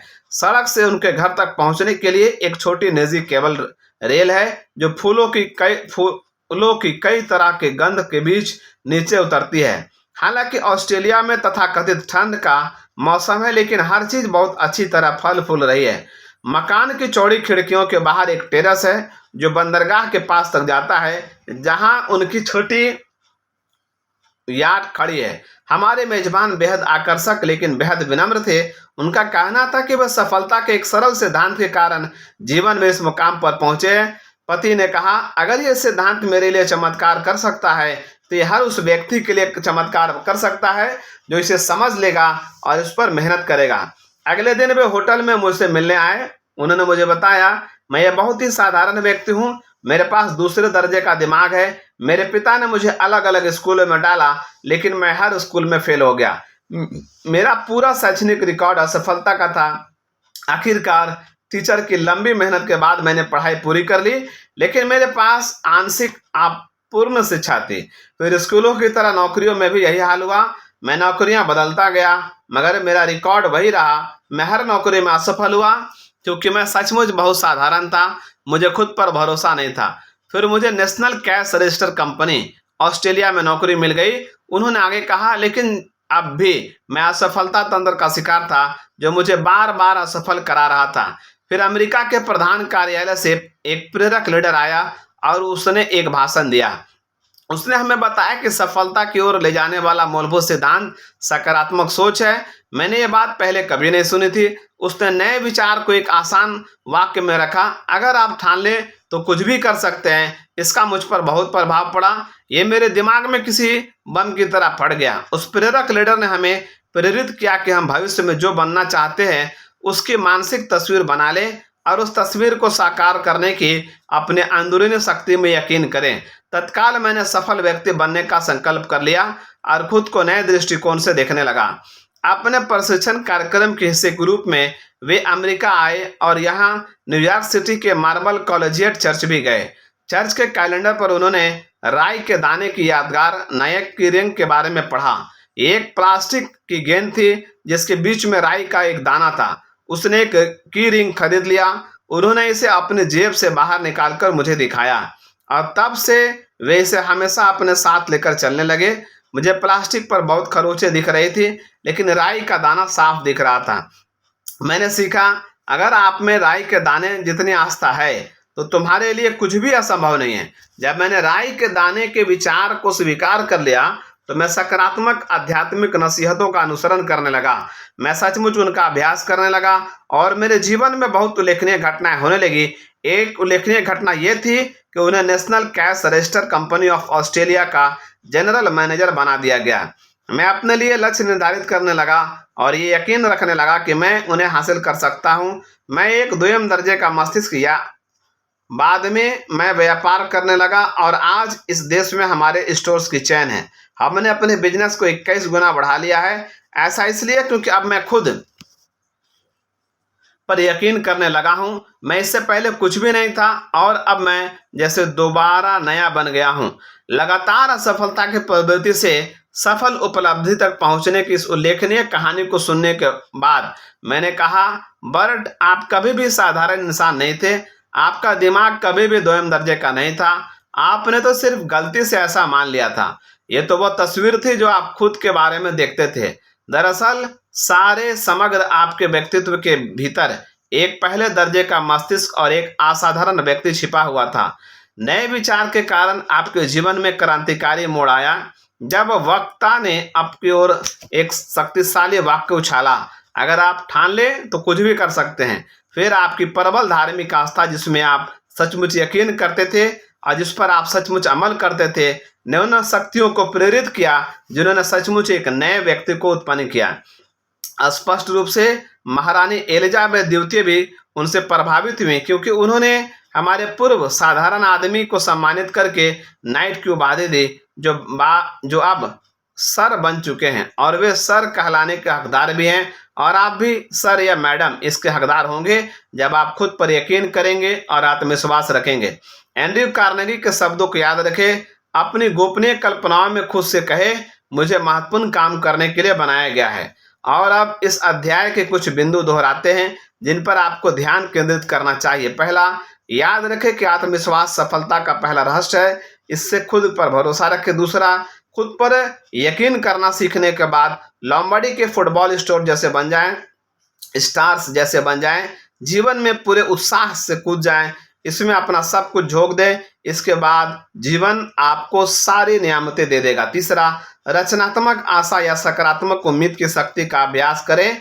विश्वास रखें कि आप अपने सर्वश्रेष्ठ स्वरूप को बाहर निकाल सकते हैं। चौथा, सही तस्वीर देखना सुनिश्चित करें, क्योंकि हम में वही बनने की प्रवृत्ति होती है जैसा हम खुद को देखते हैं। खुद को विश्वास से भरा देखें। 5वां, कभी भी किसी गलती के कारण अपना आत्मविश्वास कम ना होने दें, इससे सीखें और आगे बढ़ जाएं। 6, अगर आपने कभी खुद को सचमुच नहीं जाना है तो ऐसा कर लें, फिर आप खुद को पसंद करने लगेंगे और ऐसा अच्छे कारण से होगा। 7वां, अगर आप ठान लें तो कुछ भी कर सकते हैं। इन बस 10 शब्दों को अपने मन में गहराई से उकेर लें, इनमें शक्ति और सच्चाई भरी हुई है। अब शुरू होता है चैप्टर नंबर 6, जिसका टाइटल है अगर आप ठान लें तो कुछ भी कर सकते हैं। जॉर्ज रिव्स एक जबरदस्त इंसान थे और अविस्मरणीय थे। वे नॉरवुड ओहियो के विलियम्स एवेन्यू स्कूल के फिक्स ग्रेड के टीचर थे। मैं उन्हीं की क्लास में पढ़ता था। मिस्टर रिव्स का 6 फुट 4 इंच के थे और उनका वजन 240 पाउंड था। उनका चेहरा किसी चट्टान जितना खुरदरा था, जिस पर चट्टान जैसे ही धूप खिली हुई थी। उनके चेहरे पर अचानक चमक आ जाती थी, अतः वे बहुत ही शानदार दिखते थे। उनका व्यक्तित्व भी उनके कद जितना ही प्रभावशाली था। पढ़ाने का उनका तरीका सरल था, जिसमें कोई जटिलता नहीं थी। वे मानते थे कि उनका काम लड़कों और लड़कियों को सब सुसंस्कृत इंसान बनाना था, सशक्त और अजय। उनके हाथ भी लंबे तगड़े थे। मैं ये बात अच्छे से जानता हूँ, क्योंकि अक्सर मेरी पीठ पर वे उनका प्रयोग करते थे, और वो भी अच्छी ताकत से। वे शारीरिक अनुशासन का समर्थन और प्रयोग करते थे, लेकिन इस बारे में वे न्यायपूर्ण थे। जब आप कोई गड़बड़ करते थे तभी वह बड़ा हाथ अपने पीठ पर पड़ता था। वे कभी लड़कियों पर हाथ नहीं उठाते थे। वे बेचारे तो उनकी गुस्से भरे निगाह से ही दहल जाती थी। एक बार मैंने अपने अखबार के कॉलम में मिस्टर रिव्स की कहानी बताई। मुझे देश भर से उनके पूर्व विद्यार्थियों से कई 100 पत्र मिले, जिनमें उन्होंने डींगे हाँकी थी कि उन्होंने भी इस महान शिक्षक से हाथ से मार खाई थी, और वे सचमुच महान शिक्षक थे। ये इस बात से प्रमाणित होता है कि उनके द्वारा वर्षों पहले सिखाए विचार और सिद्धांत आज भी याद किए जाते हैं और उन पर अमल किया जाता है। मैं ये बात उन लोगों के लाभ के लिए कह रहा हूँ जो इस तरह सिखाने की आलोचना करते हैं। कभी कभार क्लास में मिस्टर रिव्स अचानक चिल्लाते थे, खामोश, और जब वे खामोश होने को कहते थे तो सभी सचमुच खामोश हो जाते थे। फिर वे ब्लैक बोर्ड पर बड़े बड़े अक्षरों में लिख देते थे, कैन नॉट, नहीं कर सकता। उसके बाद वे मुड़कर हम लोगों की तरफ उम्मीद से देखते थे। हम जानते थे कि वे क्या चाहते थे, इसलिए हम एक साथ कहते थे, इसमें से टी हटा दें। तेजी से हाथ लहराकर मिस्टर रिव्स टी मिटा देते थे और वहां पर कैन, कर सकता हूं शब्द बचता था। इस सबक को हमेशा याद रखना। वे अपनी उंगलियों से चौंक कर झाड़ते हुए कहते थे, तुम्हें बड़े होकर सशक्त योग्य व्यक्ति बनना है, जिन्हें खुद पर, अपने देश पर और ईश्वर पर यकीन हो। तुम्हें कमजोर बौनों के रूप में नहीं बनाया गया है, तुम्हें सच्चे पुरुष और महिलाओं के रूप में विकसित होना है। मैं तुम्हें यह बात इसलिए कह रहा हूं ताकि तुम लोग सचमुच कुछ बन सको, और कुछ बनने के लिए सफलता के सिद्धांत को कभी मत भूलना। अगर तुम ठान लो तो कुछ भी कर सकते हो। कौन बच्चा इस तरह का दृष्टिकोण भूल सकता है, खास तौर पर जब इसे बार बार हमारी चेतना में भरा जाता था, और वो भी ऐसे सशक्त प्रभावशील व्यक्ति द्वारा जो कर्म के सिद्धांत में यकीन करता था और प्रगतिशील प्रेरणा का समर्थक था। इससे पहले वाले अध्याय में मैंने आपको ऑस्ट्रेलिया के एक व्यक्ति की कहानी बताई है, जिसने असफलता के चक्र को तोड़कर सफलता का चक्र बना लिया था, सिर्फ इसलिए क्योंकि उसने एक सेल्स मैनेजर के भाषण में यह पंक्ति सुन ली थी, अगर आप ठान लें तो कुछ भी कर सकते हैं। जब वो विचार उसके दिमाग में जग गया तो उसकी सोच में नाटकीय परिवर्तन हो गया। इस विचार के अवचेतन मन में उतरने के बाद एक प्रक्रिया शुरू हुई, जिससे वो आखिरकार पूरी तरह बदल गया। फिर वो रचनात्मक और योग्य व्यक्ति बन गया। इस अध्याय में मैं अगर आप ठान लें तो कुछ भी कर सकते हैं कि अवधारणा में निहित प्रेरक तत्वों के बारे में गहराई से जान जाएंगे। कभी खुद को हैरान किया?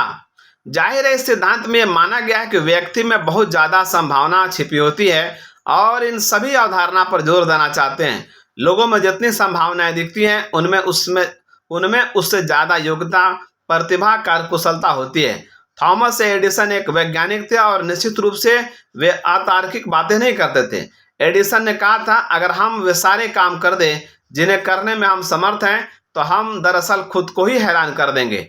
इस टिप्पणी की रोशनी में एक महत्वपूर्ण सवाल यह हो सकता है, क्या आपने जीवन में खुद को कभी हैरान किया है? आप ऐसा कर सकते हैं बशर्ते आप ठान ले।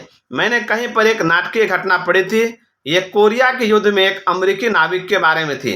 हम अच्छी मानसिकता वाले युवक ने अपने आसपास के सभी लोगों को हैरान कर दिया था। निसंदेह वो खुद भी सफर में उभर कर सामने आने वाले गुणों से हैरान हुआ था। क्या आपको सचमुच पता है कि आपके व्यक्तित्व में कितनी शक्ति है? यह पता लगाने से लाभ होता है, क्योंकि इससे आपके भविष्य पर प्रभाव पड़ सकता है, जैसा इस नाविक के साथ हुआ था। कहानी ये थी, एक अमेरिकी लड़ाकू जहाज कोरियाई युद्ध के दौरान वॉनसन हार्बर में लंगर डालकर खड़ा था। रात का आसमान साफ था, चांदनी छिटकी हुई थी और सन्नाटा था। क्वार्टर मास्टर जहाज की सामान्य जांच कर रहा था। अचानक वो किसी मूर्ति की तरह स्थिर खड़ा हो गया। उसने जहाज के पास एक बड़ी काली चीज को तैरते देखा। उसे देखकर झटका लगा कि यह एक तैरने वाला बारूदी सुरंग है जो किसी माइन फील्ड से टूट गई है, और वो लहरों पर तैरती हुई धीरे धीरे जहाज की तरफ आ रही है। इंटरकॉम पर क्वार्टर मास्टर ने ड्यूटी ऑफिसर को बुलाया, जो भागता हुआ वहां आ गया। जल्दी ही कप्तान को खबर कर दी गई। खतरे की घंटी बज गई। पूरा जहाज सक्रिय हो गया। अफसर और जहाजी धीरे धीरे करीब आती बारूदी सुरंग को हैरानी से घूरने लगे। तत्काल स्थिति का मूल्यांकन किया गया। ये साफ था कि दुर्घटना होने वाली थी। अफसरों ने तेजी से बहुत से सुझाव दिए। हमें लंगर उठाना चाहिए, नहीं इतना समय नहीं था। इंजन चालू करके जहाज की स्थिति बदल देनी चाहिए, नहीं यह भी व्यवहारिक नहीं था, क्योंकि प्रोपेलर के कारण बारूदी सुरंग ज्यादा तेजी से पास आने लगेगी। क्या गोली मारकर सुरंग से विस्फोट कर देना चाहिए? नहीं, ये जहाज के बारूद खाने के बहुत करीब थी। तो फिर क्या किया जाना चाहिए? नाव को पानी में उतारकर लंबे डंडों से इसे दूर भगाना चाहिए। इससे भी काम नहीं बनेगा, क्योंकि छूने से विस्फोट हो जाता और इसे बेअसर करने का समय नहीं रहता। यह साफ नजर आ रहा था कि दुर्घटना को टालना संभव नहीं था। साधारण जहाजी आगे आया। अचानक एक साधारण जहाजी ने अपने सभी वरिष्ठ अधिकारियों से ज्यादा अच्छी तरह सोचा और चिल्लाया, आग बुझाने वाले पाइप निकालो। सबसे ने तत्काल एहसास हो गया कि इस सुझाव में समझदारी थी। जहाज और तैरती बारूद सुरंग के बीच में पानी की बौछार की गई, जिससे उठने वाली लहर के कारण बारूदी सुरंग दूर हो गई। सुरंग के दूर पहुंचने के बाद गोली मारकर उसमें सुरक्षित तरीके से विस्फोट कर दिया गया। यह साधारण जहाजी कितना असाधारण व्यक्ति था। वो निश्चित रूप से साधारण नहीं था, लेकिन वो साधारण ही था। उसने ठंडे दिमाग से सोचने की क्षमता थी, संकट में स्पष्ट सोचने की क्षमता। इस तरह की क्षमताएं हम सब में होती हैं। शायद कुछ में ये दूसरों से ज्यादा होती है, लेकिन किसी सामान्य इंसान में भी रचनात्मक संभावना की कमी नहीं होती है। इसका मतलब यह है कि आपके सामने की मुश्किल या संकट चाहे जो हो, आप उससे निपट सकते हैं, बशर्ते आप सोच लें कि आप ऐसा कर सकते हैं। अपनी क्षमता के बारे में सकारात्मक तरीके से सोचने पर आप उन सकारात्मक मानसिक शक्तियों को सक्रिय कर देते हैं जो प्रभावी कर्म को प्रेरित करती है। उस युवा विदेशी का उदाहरण देखें जो अमेरिका के कॉलेज में पढ़ना चाहता था। बहरहाल हीन भावना के कारण वो कॉलेज जाने में झिझक रहा था। उसे अंग्रेजी भाषा की मुश्किलों का अंदेशा था। उसे डर था कि उसके सहपाठी उसकी हंसी उड़ाएंगे। उसे इस बात में संदेह था कि वह कॉलेज की पढ़ाई पूरी कर सकता है। उसमें महत्वाकांक्षा और प्रेरणा तो थी, लेकिन वो अपनी क्षमता के बारे में आशंकित था। रूडयार्ड किपलिंग का एक वाक्य मेरे दिमाग में आया और मैंने उसे वो बता दिया। हमारे पास असफलता के 4 करोड़ कारण हैं, लेकिन बहाना एक भी नहीं है। मैंने उसे बताया कि उसे कितने व्यक्ति या वस्तु से हारने की जरूरत नहीं है, खास तौर पर खुद से तो बिल्कुल भी नहीं। मैंने उसे बताया कि वो बुद्धिमान है और निश्चित रूप से सफल हो सकता है, बशर्ते वो सोच ले कि वो ऐसा कर सकता है। खुद को कभी असफल मत मानो, मैंने सलाह दी। ये सबसे खतरनाक बात है, क्योंकि दिमाग हमेशा उस चीज को पूरा करने की कोशिश करता है जिसकी वो तस्वीर देखता है। इसके बजाय अपने दिमाग में अपने सफलता की अमिट छवि डाल दो और ये मानसिक तस्वीर देखो कि तुम सफल हो रहे हो। कॉलेज जरूर जाओ, अपने सहपाठियों के साथ खुद पर हंसो, और अब तुम ऐसा करोगे तो वे तुम्हें चाहने लगेंगे। कभी भी अपने लहजे के कारण खुद को अयोग्य मत समझो। कौन जाने इसके बावजूद तुम अंग्रेजी भाषा के विशेषज्ञ बन जाओ। इस दौरान इस बारे में रक्षात्मक मत बनो। जब तुम अपना नजरिया बदल लोगे तो तुम ये देखकर हैरान रह जाओगे कि तुम्हारे सहपाठी कितने दोस्ताना हो सकते हैं। हालांकि वे तुम्हारा थोड़ा बहुत मजाक उड़ाएंगे।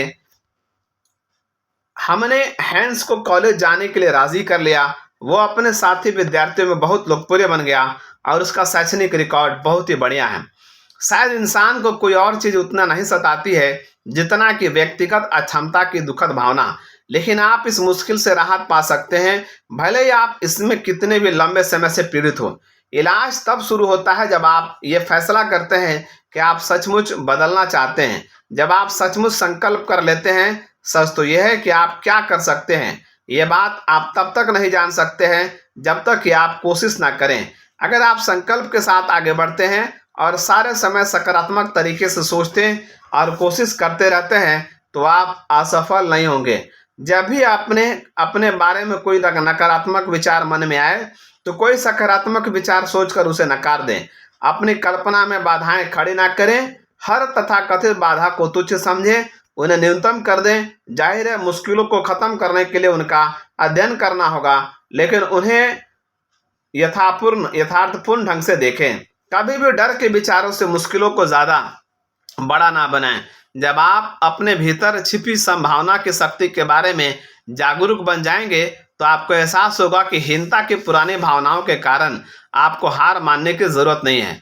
बाज या मुर्गा, कभी उस बाज की नीतियां सुनी है जिसने खुद को मुर्गा मान लिया था? कहानी यह है, एक दिन एक शरारती लड़का अपने पिता के खेत के पास वाले पहाड़ पर चढ़ गया। वहां उसे बाज का घोंसला दिखा। उसने घोंसला में से एक अंडा निकाला और उसे घर लाकर मुर्गियों के दरबे में मुर्गी के अंडे के बीच रख दिया, जिन्हें मुर्गी सह रही थी। मुर्गी अंडों पर तब तक बैठी जब तक कि चूजे बाहर नहीं निकल गए, और मुर्गी के बच्चों के बीच ही बाज का बच्चा बाहर नहीं निकल आया। बाज का बच्चा भी चूजों के साथ बड़ा हुआ और उसे बिल्कुल भी पता नहीं था कि वो मुर्गा नहीं बाज है। कुछ समय तक वो सामान्य मुर्गे की जिंदगी जीता रहा, लेकिन जब बाज का बच्चा बड़ा होने लगा, तो उसे अपने भीतर अजीब हलचल महसूस हुई। कभी कभार वो सोचता था, मुझ में मुर्गे से ज्यादा कुछ होना चाहिए, लेकिन उसने इसके बारे में तब तक कुछ नहीं किया जब तक कि एक विशाल बाज उड़कर दरबे तक नहीं आ गया। बाज के बच्चे को अपने पंखों में अजीब सी नई शक्ति महसूस हुई। उसे अपने सीने में एक तेज धड़कन का एहसास हुआ। बाज को देखते ही उसके मन में यह विचार आया, मैं उस जैसा हूं। मैं मुर्गे के दरबे तक सिमट कर नहीं रहूंगा। मैं आसमान में उड़ना चाहता हूं और पहाड़ों की चोटी पर पहुंचना चाहता हूं। वो कभी नहीं उड़ा था, लेकिन उसके भीतर उड़ने की शक्ति और नैसर्गिक एहसास था। उसने अपने पंख फैलाए और एक नीची पहाड़ी के ऊपर पहुंच गया। खुश होकर वो और ऊंची पहाड़ी की चोटी तक उड़ गया और आखिरकार एक बहुत ऊंचे पर्वत शिखर पर पहुंच गया।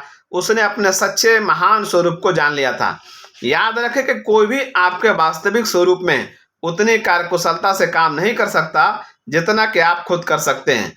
लेकिन आपको अपना सच्चा महान स्वरूप खोजना होगा, तभी आप जान पाएंगे और सोच पाएंगे कि आप सब कुछ कर सकते हैं। आप खुद को जान लेंगे। बाज की छोटी नीतियों से हमें क्या संदेश मिलता है? यही कि हम मुर्गे बनना छोड़ दें और बाज बन जाएं। और हमारे भीतर है ये रोमांचक भी हो सकता है। लेकिन जाहिर है, कोई कह सकता है ये नीतियां बहुत अच्छी हैं, लेकिन मैं मुर्गा या बाज नहीं हूं। मैं तो एक सामान्य आदमी हूं और मैं खुद से कभी ज्यादा उम्मीद नहीं करता हूं। शायद यही समस्या है, आपने खुद से कभी ज्यादा उम्मीद ही नहीं की है। ये एक सच्चाई है, बहुत गंभीर सच्चाई, कि हम अपनी आशाओं के स्तर पर पहुंच सकते हैं। इसी समय ये मानने से इनकार कर दें कि आप कोई काम नहीं कर सकते। इस दुनिया में कोई महान काम उन लोगों ने कई कई महान काम उन लोगों ने किए हैं जिन्हों ये एहसास ही नहीं था कि वे उन्हें नहीं कर सकते थे। क्योंकि उन्हें पता नहीं था, इसलिए उन्होंने बिना सोचे समझे वो काम कर दिया। सिर्फ आधे पैर वाला खिलाड़ी, इसका एक अच्छा उदाहरण टॉम हैम्पसी है, जिसने 63 गज का अविश्वसनीय मैदानी गोल करके कुछ साल पहले पूरे खेल जगत को हैरान कर दिया था। पैदा होते वक्त टॉम का आधा दाहिना पैर गायब था और दाहिना हाथ विकृत था। उसके माता पिता सचमुच महान थे कि उन्होंने उसे कभी उसकी अपंगता का एहसास नहीं कराया। परिणाम स्वरूप उसने वह हर काम किया जो बाकी लड़के करते थे। अगर स्काउट्स 10 मील पैदल चलते थे, तो टॉम भी चलता था। क्यों नहीं? उसके साथ कोई गड़बड़ नहीं थी। वह हर उस काम को कर सकता था जो कोई दूसरा लड़का कर सकता था। फिर वो फुटबॉल खेलना चाहता था। उसके मन में एक खास क्षेत्र में महारत हासिल करने की इच्छा थी। उसने पाया कि वो बाकी लोगों से ज्यादा दूर तक फुटबॉल किक कर सकता है। इस क्षमता का लाभ उठाने के लिए उसने एक खास जूता तैयार करवाया। उसके मन में कभी भी उसके आधे दाएं पैर या विकृत दाहिने हाथ का नकारात्मक विचार नहीं आया। वो किक मारने के ट्रायल में गया और चार्जर्स के साथ उसे कॉन्ट्रैक्ट मिल गया। कोच ने उसे बहुत नरमी से बताया कि उसमें प्रोफेशनल फुटबॉल में सफल होने का मादा नहीं है। कोच ने उसे किसी और जगह जाने के लिए प्रेरित किया। आखिरकार टॉम ने न्यू ऑरलियंस सेंट्स में आवेदन करके एक मौका देने का आग्रह किया। कोच के मन में शंका तो थी, लेकिन वे लड़के के आत्मविश्वास से प्रभावित थे, इसलिए उन्होंने उसे ले लिया। 2 सप्ताह बाद कोच और भी ज्यादा प्रभावित हो गए जब टॉम डेम्पेसी ने एक प्रदर्शन मैच में 55 गज का मैदानी गोल मार दिया। इससे वो सेंट्स का नियमित किकर बन गया और सीजन में उसने अपनी टीम के लिए 99 पॉइंट स्कोर कर दिए। फिर बड़ा पल आया। स्टेडियम 66,000 प्रशंसकों से खचाखच भरा था। गेंद 28 गज की लाइन पर थी और सिर्फ कुछ सेकंड का खेल बचा था। गेंद 45 गज की लाइन तक पहुंच गई। अब सिर्फ एक मौका बचा था। कोच चिल्ला कर बोले, डेम्पसी जाओ और जाकर शानदार किक मारो।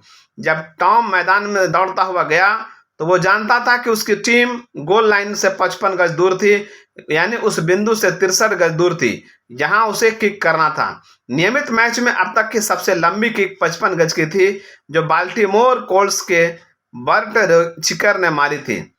गेंद आदर्श तरीके से रखी हुई थी। डेम्पसी ने पूरी ताकत से गेंद पर प्रहार किया।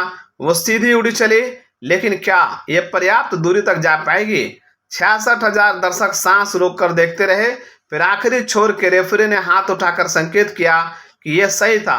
गेंद बार को कुछ इंचों से पार कर गई थी। टीम 19-17 से जीत गई। दर्शक सबने सबसे लंबे मैदानी गोल के लिए नए कीर्तिमान से रोमांचित हो गए, जो एक ऐसे खिलाड़ी ने बनाया था जिसका पैर आधा और विकृत था। अविश्वसनीय, कोई चिल्लाया, लेकिन डेम्पसी बस मुस्कुरा दिया। उसे अपने माता पिता याद आ गए, जिन्होंने हमेशा उसे बताया कि वो क्या कर सकता है। उन्होंने उसे कभी यह नहीं बताया कि वो क्या नहीं कर सकता।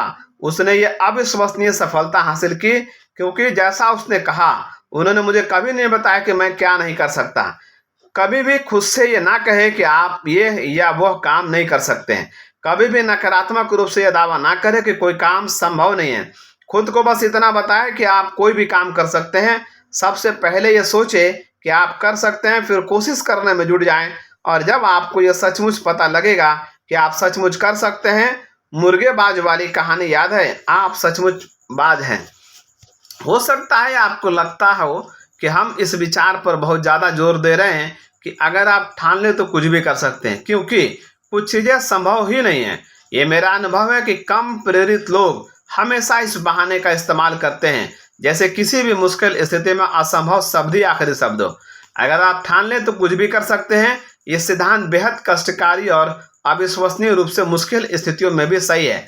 उदाहरण के लिए 22 फरवरी 1971 के जॉन मैकवर्थी सेंट लुइस के पास इंटरस्टेट रूट 70 पर 70 मील प्रति घंटे की रफ्तार से गाड़ी चला रहे थे। वे ऊँघने लगे, जिससे उनकी कार का संतुलन गड़बड़ा गया। वो पलट गई और दुर्घटना हो गई। डॉक्टर जॉन एम रोसन के अनुसार उस दुखद घटना क्षण में जॉन मैकबेथी को वो सबसे गंभीर चोट लगी जिसके झेलने के बाद इंसान बच सकता है। मिस्टर मैकबेथी को सीने के नीचे की लकवा मार गया और उनके हाथ लगभग अपाहिज हो गए। आज भी वे लकवे के शिकार हैं। व्हील चेयर पर बैठते हैं और उनके ज़्यादातर शरीर का एहसास चला गया है। शिकागो डेली न्यूज़ के बिजनेस एडिटर ड्रिक ग्रिफिन निराशा, डर और आत्मकरुणा की उस खाई का वर्णन करते हैं जिसमें वह सक्रिय व्यक्ति पहुंच गया था, लेकिन अपने साहस और संकल्प के सहारे वे विजय की लंबी चढ़ाई पूरी कर पाए। मिस्टर ग्रिफिन ने बताया कि 29 अक्टूबर 1971 को, यानी दुर्घटना के सिर्फ 35 हफ्ते और 5 दिन बाद, जॉन मैकबेथी वॉल स्ट्रीट जर्नल के मिडवेस्ट मैनेजर के रूप में काम करने लगे। बीमा कंपनियों के लिहाज से वे पूरी तरह असमर्थ हैं, लेकिन वे अपने महत्वपूर्ण काम को काफ़ी अच्छी तरह करते हैं। नकारात्मक लोग हमेशा किसी सकारात्मक दर्शन का अपवाद खोजने के लिए उत्सुक रहेंगे, जैसे अगर आप ठान लें तो कुछ भी कर सकते हैं दर्शन का। नकारात्मक लोग जीवन में अवसरों को नहीं खोज सकते, वे गरीबी से उबर नहीं सकते, वे शारीरिक अक्षमता से छुटकारा नहीं पा सकते।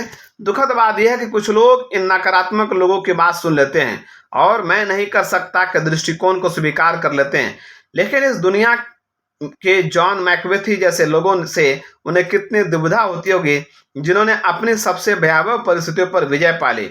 वे सचमुच ये सिद्धांत जानते थे कि अगर आप ठान लें तो कुछ भी कर सकते हैं। अब वे आध्यात्मिक पर्वतों पर चढ़ रहे हैं।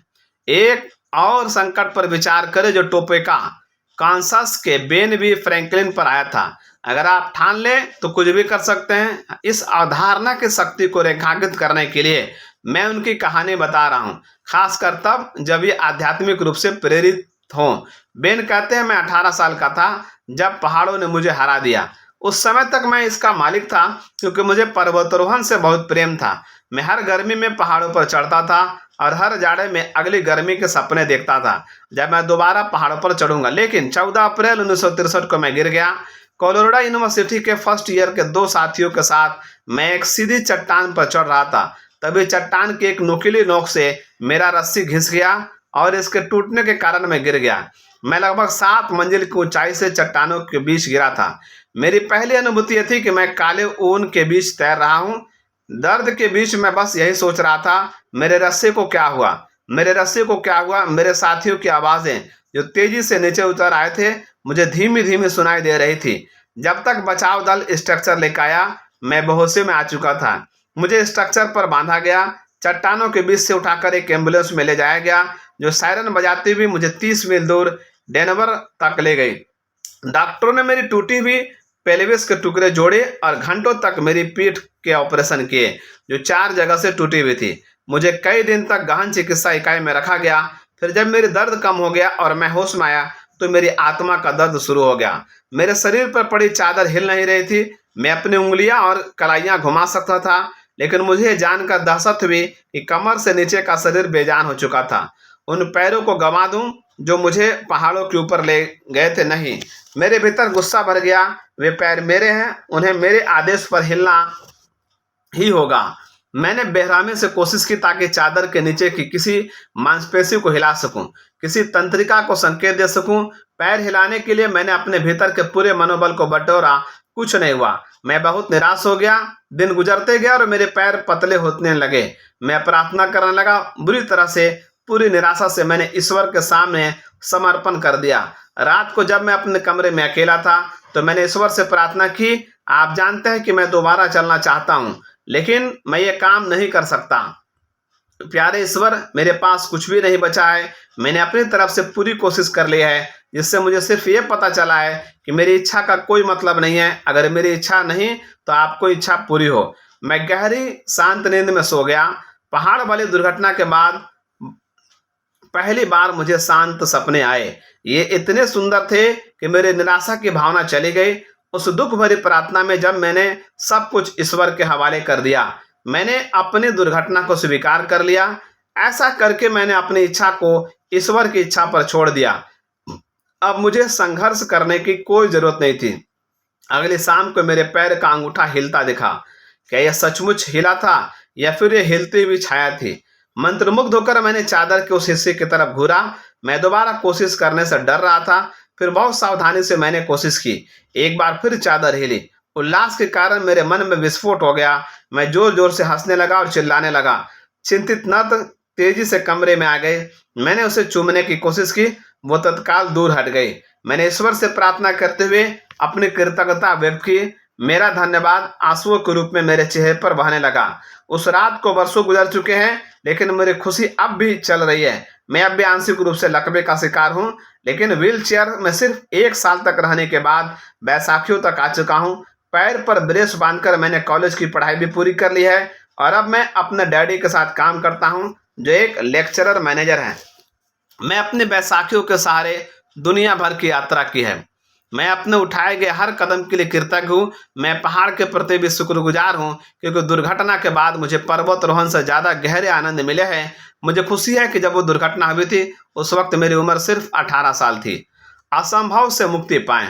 असंभव अवधारणा के बारे में मुझे नेपोलियन हिल नाम के मशहूर प्रेरक लेखक का अजीब तरीका याद आता है। युवावस्था में उनकी महत्वाकांक्षा लेखक बनने की थी। वे जानते थे कि इस लक्ष्य को हासिल करने के लिए उन्हें शब्दों के प्रयोग में माहिर बनना होगा। शब्द उनके साधन थे। बहरहाल चूंकि वे गरीब थे और उनकी शिक्षा कम थी, इसलिए उनके दयालु दोस्तों ने उन्हें समस्या की उनकी महत्वाकांक्षा समझाया कि उनकी महत्वाकांक्षा का पूरा होना असंभव है। युवा हिल ने पैसे बचाकर सबसे अच्छी, सबसे बड़ी और सुंदर डिक्शनरी खरीदी। उन्हें जितने भी शब्दों की जरूरत थी वे सब उस डिक्शनरी में थे और वे उनके प्रयोग में निपुण बनना चाहते थे। लेकिन फिर उन्होंने एक अजीब काम किया। उन्होंने डिक्शनरी में असंभव शब्द खोजा और कैंची से उसे काट कर दूर फेंक दिया। अब उनके पास शब्दों की एक ऐसी पुस्तक थी जिसमें असंभव नाम की नकारात्मक अवधारणा नहीं थी। इसके बाद उन्होंने अपना पूरा कैरियर इस अवधारणा पर बनाया कि जो व्यक्ति विकास करना चाहता है उसके लिए कुछ भी असंभव नहीं है। मैं ये सुझाव नहीं दे रहा हूं कि आप भी अपनी डिक्शनरी से असंभव शब्द काट कर फेंक दें, लेकिन मैं निश्चित रूप से ये सुझाव देता हूं कि आप इसे अपने दिमाग से निकाल दें, इसे अपनी बातचीत से दूर कर दें, अपने विचारों से हटा दें, अपने नजरियों से मिटा दें, इसे छुटकारा पा जाएं, इसके पार निकल जाएं, इसे तार्किक बनाना छोड़ दें, इसके बहाने बनाना छोड़ दें, इस शब्द और अवधारणा को हमेशा के लिए छोड़ दें और इसकी जगह पर चमकते हुए संभव शब्द को रख लें, जिसका मतलब है अगर आप ठान लें तो कुछ भी कर सकते हैं। उन शानदार शब्दों को याद रखें। अगर आप में राई के दाने जितनी आस्था है तो आपके लिए कुछ भी असंभव नहीं है। आप उसे अपनी चेतना में हमेशा के लिए लिख लें, इसके अनुसार जिए। ऐसा करने पर यह आपके अवचेतन मन पर लिख जाएगा। फिर आप असाधारण काम कर सकेंगे। अपने परिणाम पाने के लिए असंभव शब्द को सम्मान ना दें। बेरहमी और वैज्ञानिक तरीके से इसकी जांच करें। जब कोई चीज असंभव समझी जाती है तो दरअसल यह तथ्यों का अज्ञान बताती है। किसी भी काम को असंभव मानना गलती करना है। सावधानी और निष्पक्षता से विश्लेषण करने पर यह असंभव है कि घोषणा गलत साबित होती है। मुझे याद है कि मेरे बचपन में चांद पर पहुंचना सबसे असंभव बात मानी जाती थी। आपको यह काम करने की इतनी ही संभावना है जितनी कि उड़कर चांद पर पहुंचने की। असंभव पुल।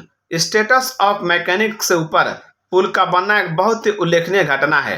ये असंभव के मिथक को वैज्ञानिक तरीके से तोड़ने की कहानी है। वाल्टर एल सिल्लर ने the story of the mechanic bridge में इसका बहुत उल्लेखनीय वर्णन किया है।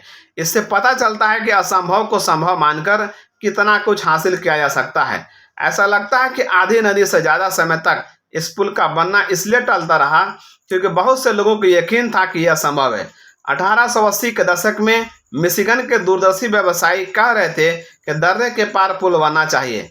रेल की पटरियां पूर्व दिशा में मिशिगन के ऊपर पेनिनसुला के दर्रे से उत्तरी किनारे पर सेंट इग्नेस तक थी और उत्तर दिशा में डेट्रॉइट के दक्षिणी किनारे के मैकिना सिटी तक थी।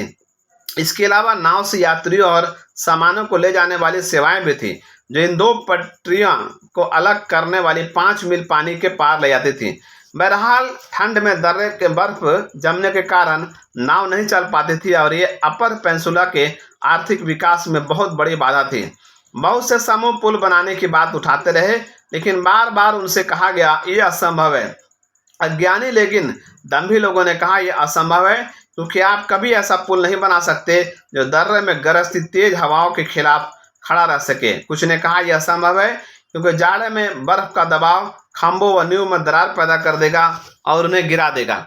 बाकी लोगों ने कहा यह इसलिए असंभव है क्योंकि दर्रे के नीचे की जमीन खोखली और इतनी कमजोर है कि पुल की नींव का वजन नहीं संभाल सकती।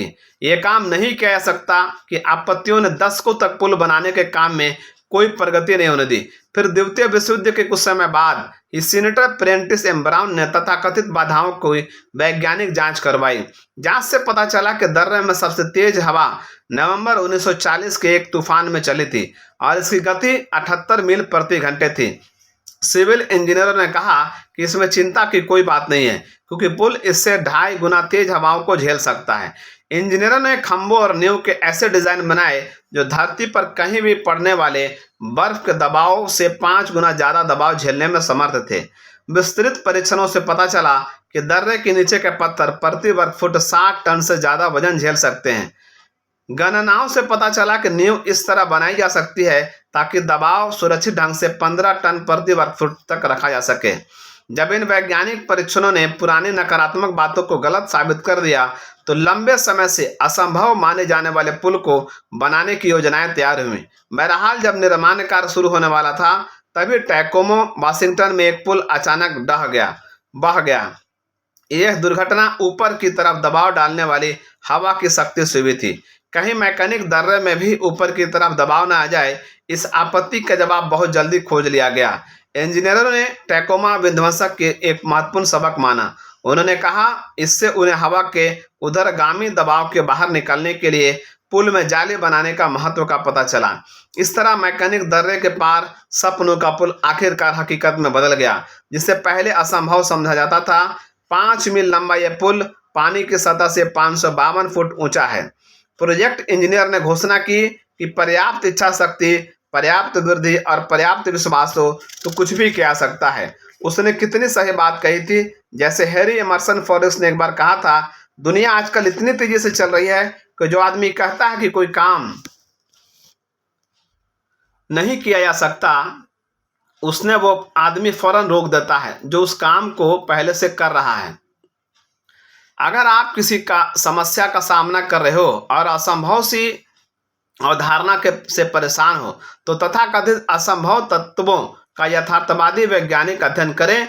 असंभव का फैसला आमतौर पर समस्या के प्रति भावनात्मक प्रतिक्रिया से लिया जाता है। अक्सर इससे उबरा जा सकता है, बशर्ते हम शांत, भावहीन, बौद्धिक ढंग से तत्वों की जांच करें, जैसे पुल के मामले में हुआ था। यह कहना अतिशयोक्ति नहीं होगी कि मिथक हमेशा तथ्यों से हार जाता है। यह असंभव है कि अवधारणा मिथक है। यह काम किया जा सकता है और आप इसे कर सकते हैं कि अवधारणा तथ्य है। तथ्यों के साथ आगे बढ़ें, मिथकों से बचकर निकल जाएं। ये तथ्य को बार बार दोहराएं और विश्वास करें कि रचनात्मक सोच का इस्तेमाल करके आप असंभव को संभव बना सकते हैं। सच्चाई तो यह है कि सही चिंतन, विश्वास और साहस से तथाकथित असंभव को भी संभव बनाया जा सकता है।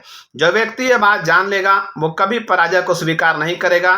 ये संघर्ष और मेहनत करता रहेगा और सबसे बढ़कर वो कभी ईश्वर, जिंदगी और खुद पर यकीन करना नहीं छोड़ेगा। कैंसर भी उसे नहीं रोक पाया। अखबारों में एक व्यक्ति के बारे में बताया गया जिसे रियर एंड्रियल बनाया गया था। जूनियर नेवल ऑफिसर के रूप में उसे कैंसर हो गया और उसे नौकरी से निकाल दिया गया। उसने उस बीमारी के साथ 4 मुश्किल राउंड जीत लिए। एक बार तो उसे बताया गया कि वो सिर्फ 2 हफ्ते ही जिंदा रह सकता है, लेकिन इलाज के अलावा उसकी दृढ़ आस्था ने काम किया और उसका कैंसर फैलना रुक गया। इस आदमी ने पूरी जिंदगी नेवल ऑफिसर बनने के लिए मेहनत की थी, लेकिन कैंसर के रिकॉर्ड के कारण नौसेना ने उसे दोबारा नौकरी पर रखने से इनकार कर दिया। उसे बताया गया ये असंभव है, लेकिन वो जूझता रहा। आखिरकार उसे पता चला उसे नौसेना में बहाल करवाने के लिए संसद के अधिनियम की जरूरत पड़ेगी। अब वो संसद के अधिनियम के पीछे पड़ गया। आखिरकार राष्ट्रपति ट्रूमैन ने एक विशेष कानून पर हस्ताक्षर किए जिससे वह दोबारा नौसेना में पहुंच गया। इस तरह Irwin W Rosenberg United states 7th fleet में रियल एडमिरल बन गए। एडमिरल रोजेनबर्ग ने कभी हार नहीं मानी। उनका एक लक्ष्य था और उन्होंने यह मानने से इनकार कर दिया कि उसे हासिल करना असंभव था। इस घटना से यह साबित होता है कि कोई भी इंसान जीवन की असंभव चीजों से जूझकर उन्हें संभव बना सकता है। यह ईश्वर की मदद और अपने नजरिए से संभव को संभव बना सकता है। परिणामों की तस्वीर देखने और असंभव को नहीं मानने के सिद्धांतों का प्रयोग सिर्फ पुल बनाने वाले और एडमिरल्स ही नहीं करते हैं। पत्नियां और माताएं भी इन सिद्धांतों का प्रयोग करती हैं, जैसा नीचे दिए गए पत्र से स्पष्ट है। इस पत्र में सकारात्मक आस्था के साथ एक गहरे मानवीय अनुभव के बारे में बताया गया है। बच्चा होना असंभव है। विवाह के 3 साल बाद भी जब मुझे कोई बच्चा नहीं हुआ तो मैं सोचने लगी क्यों। फिर मैं 5 डॉक्टरों के पास गई और सभी ने मुझसे एक ही बात कही। अब तक मैं काफ़ी हताश हो चुकी थी क्योंकि मुझे बच्चे की बहुत ज़्यादा चाहत थी। मेरे पति मुझसे कहते थे इससे कोई फ़र्क नहीं पड़ता था, लेकिन मुझे फ़र्क पड़ता था। सभी डॉक्टरों ने मुझे बताया कि मेरी बच्चेदानी छोटी है। इसके अलावा मेरा ब्लड टाइप भी दुर्लभ है, यानी ए ग्रुप PhD नेगेटिव। इस ग्रुप वाली महिलाओं को बच्चे नहीं हो सकते। आखिरी बार मैंने डॉक्टर से कहा आप लोगों से बड़ा डॉक्टर ऊपर बैठा है। मैं घर गई और मैंने घुंघराले बालों वाली एक सुंदर छोटी लड़की की तस्वीर खोजी। वो तस्वीर बच्चों का सामान बनाने वाली एक विज्ञापन की थी। मैं इस तस्वीर को देखती रहती थी और ईश्वर से प्रार्थना करती रहती थी कि वे मुझे मई महीने में तय बड़े ऑपरेशन से पहले बच्चे दे दें। डॉक्टर के यहाँ मैं फरवरी के आखिर में गई। जल्दी में जान गई कि ईश्वर मेरी प्रार्थना का जवाब दे रहा था। मैं मई के अंत में डॉक्टर से मिलने गई। मैंने उनसे और उनकी पत्नी से कहा, जो उनकी असिस्टेंट थी, मेरा बच्चा होने वाला है। वो हंसने लगे। फिर मैंने कहा कि वे मेरी जांच करके खुद देख ले। मेरे संकल्प को देखकर डॉक्टर ने जांच की। वे हैरानी से एक दूसरे को घूरने लगे। मैंने उनसे कहा, मैं उस ऊपर वाले डॉक्टर से इलाज करवा रही थी जिसके बारे में मैंने आपको बताया था। तब मेरा गर्भ 2 महीने का था। डॉक्टर ने कहा कि मैं 3 महीने से ज्यादा का गर्भ नहीं झेल पाऊंगी। मैंने झेल लिया। फिर उसके बाद आप इसे 7 महीने से ज्यादा नहीं झेल पाएंगी। मैंने वो भी कर लिया। उसके बाद मेरे मन में एक बार भी इस बात पर शंका नहीं हुई कि ईश्वर प्रार्थनाओं के जवाब देता है। मेरी बेटी की अब शादी हो चुकी है और उसके 2 बेटे हैं। उसका या लड़कों का ब्लड ग्रुप मेरे जैसा नहीं है, बल्कि मेरे पति जैसा है। कुछ लोग बहुत आसानी से हार मान लेते हैं, बाकी लोग आसानी से हार तो नहीं मानते हैं, लेकिन मुश्किलें और असफलताएं उन्हें धीरे धीरे पस्त कर देती हैं। आखिरकार वे थक जाते हैं, हताश हो जाते हैं और हार मान लेते हैं। जिस व्यक्ति में गहरा विश्वास और आंतरिक साहस होता है, वही जीवन के मुश्किल युद्धों में हार मानने से इनकार कर देता है और जीत जाता है। डर से मत डरो। कुछ समय पहले मशहूर मनोरंजन अभिनेता मॉरिस सेविलियर की मृत्यु हो गई। यह साहसी और अपराजय इंसान अपनी याद छोड़ गए। कई दशकों तक इस अद्भुत व्यक्ति ने अपने स्ट्रॉ हैट, गुनगुनाती आवाज और बेतुकी मुस्कान से पूरी दुनिया के दर्शकों को आनंदित किया। वे अमेरिका के नंबर 1 फ्रेंचमैन थे। उनके जैसा कोई नहीं था। इतने सारे लोग उनके प्रशंसक क्यों थे? उनके सम्मोहन, प्रतिभा, उत्साह, अद्भुत क्षमता के कारण शायद। लेकिन मैं उनका प्रशंसक इसलिए था क्योंकि वे बहुत सहज थे। उनके व्यक्तित्व में कुछ भी बनावटी नहीं था। इसके अलावा मैं उनके साहस की भी कदर करता था। उनमें बहुत साहस था और उन्हें उसकी जरूरत भी थी। साहस की कई परिभाषाएं हो सकती हैं, लेकिन साहस का रहस्य यह है कि आसानी और ईमानदारी से असफलता के भावनाओं को स्वीकार किया जाए और फिर असफलता के बावजूद ईश्वर की मदद से आगे बढ़ा जाए तथा अपना काम किया जाए। शानदार कैरियर के दौरान एक रात को मॉरिस सेविलियर का सिर अचानक चकराने लगा। वह मंच पर जाने से ठीक पहले हुआ था। ऐसा लग रहा था जैसे उनके दिमाग में आग लग गई हो। ऐसा लग रहा था जैसे निर्देशक बहुत दूर से उन्हें इशारा कर रहा हो। उन्होंने सामान्य तरीके से काम करने की पूरी कोशिश की, लेकिन उनका दिमाग बहुत उलझा हुआ था। ये बहुत निराशाजनक रूप से चकरा रहे थे। उनके साथी अभिनेताओं ने उनकी इस अक्षमता को ढकने की कोशिश की, लेकिन जिस चमत्कारी प्रदर्शन के लिए मॉरिस सेविलियर मशहूर थे, वो नहीं हो पाया। वे बार बार झिझक रहे थे, बड़बड़ा रहे थे। इस महान अभिनेता को अपने कैरियर में पहली बार असफलता मिली थी। उन्हें आराम करने का सुझाव दिया गया। वे फ्रांस के दक्षिणी हिस्से में चले गए, जहां वे डॉक्टर रॉबर्ट डुबाव की देखभाल में रहे। उन्होंने डॉक्टर से कहा, मैं हारा हुआ आदमी हूं, मुझे असफल होने का डर है। अब मेरा कोई भविष्य नहीं है। आहत तंत्रिका तंत्र को सुधारने के लिए उन्हें लंबा घूमने की सलाह दी गई, लेकिन अंदरूनी घबराहट नहीं गई। वे अब भी गहराई तक डरे हुए थे। उनका सारा आत्मविश्वास चला गया था। कुछ समय बाद जब डॉक्टर डुबार्ड ने सोचा कि सेविलियर इसके लिए तैयार हैं, तो उन्होंने सुझाव दिया कि वे गांव के हॉल में मुट्ठी भर दर्शकों का मनोरंजन करें। मॉरिस ने कहा, यह सोचकर ही मैं दहशत में आ गया। इस बात की क्या गारंटी है मेरे दिमाग दोबारा शून्य नहीं हो जाएगा और मेरा सिर दोबारा नहीं चकराएगा? कोई गारंटी नहीं है, डॉक्टर ने जवाब दिया। लेकिन आपको असफलता से नहीं डरना चाहिए। आप दोबारा स्टेज पर कदम रखने से डर रहे हैं और इस तरह खुद को यकीन दिला रहे हैं कि आपके दिन खत्म हो चुके हैं। लेकिन डर कभी कारण नहीं होता है, यह सिर्फ एक बहाना है। जब कोई बहादुर आदमी डर का सामना करता है तो वो इसे स्वीकार करता है और इसके बावजूद आगे बढ़ता है। डर से मत डरो, आगे बढ़ो और प्रदर्शन करो। मॉरिस ने उस छोटे से कस्बे में गिने चुने लोगों के सामने प्रदर्शन करने से पहले डर की खामोश वेदना झेली, लेकिन फिर वे आगे बढ़े और उन्होंने बहुत अच्छा प्रदर्शन किया। खुशी उनके भीतर घूमने लगी। मैं जानता हूं कि मैंने अस्थायी रूप से डर को नहीं जीता है, लेकिन मैंने इसे स्वीकार कर लिया था और इसके बावजूद आगे बढ़ा था।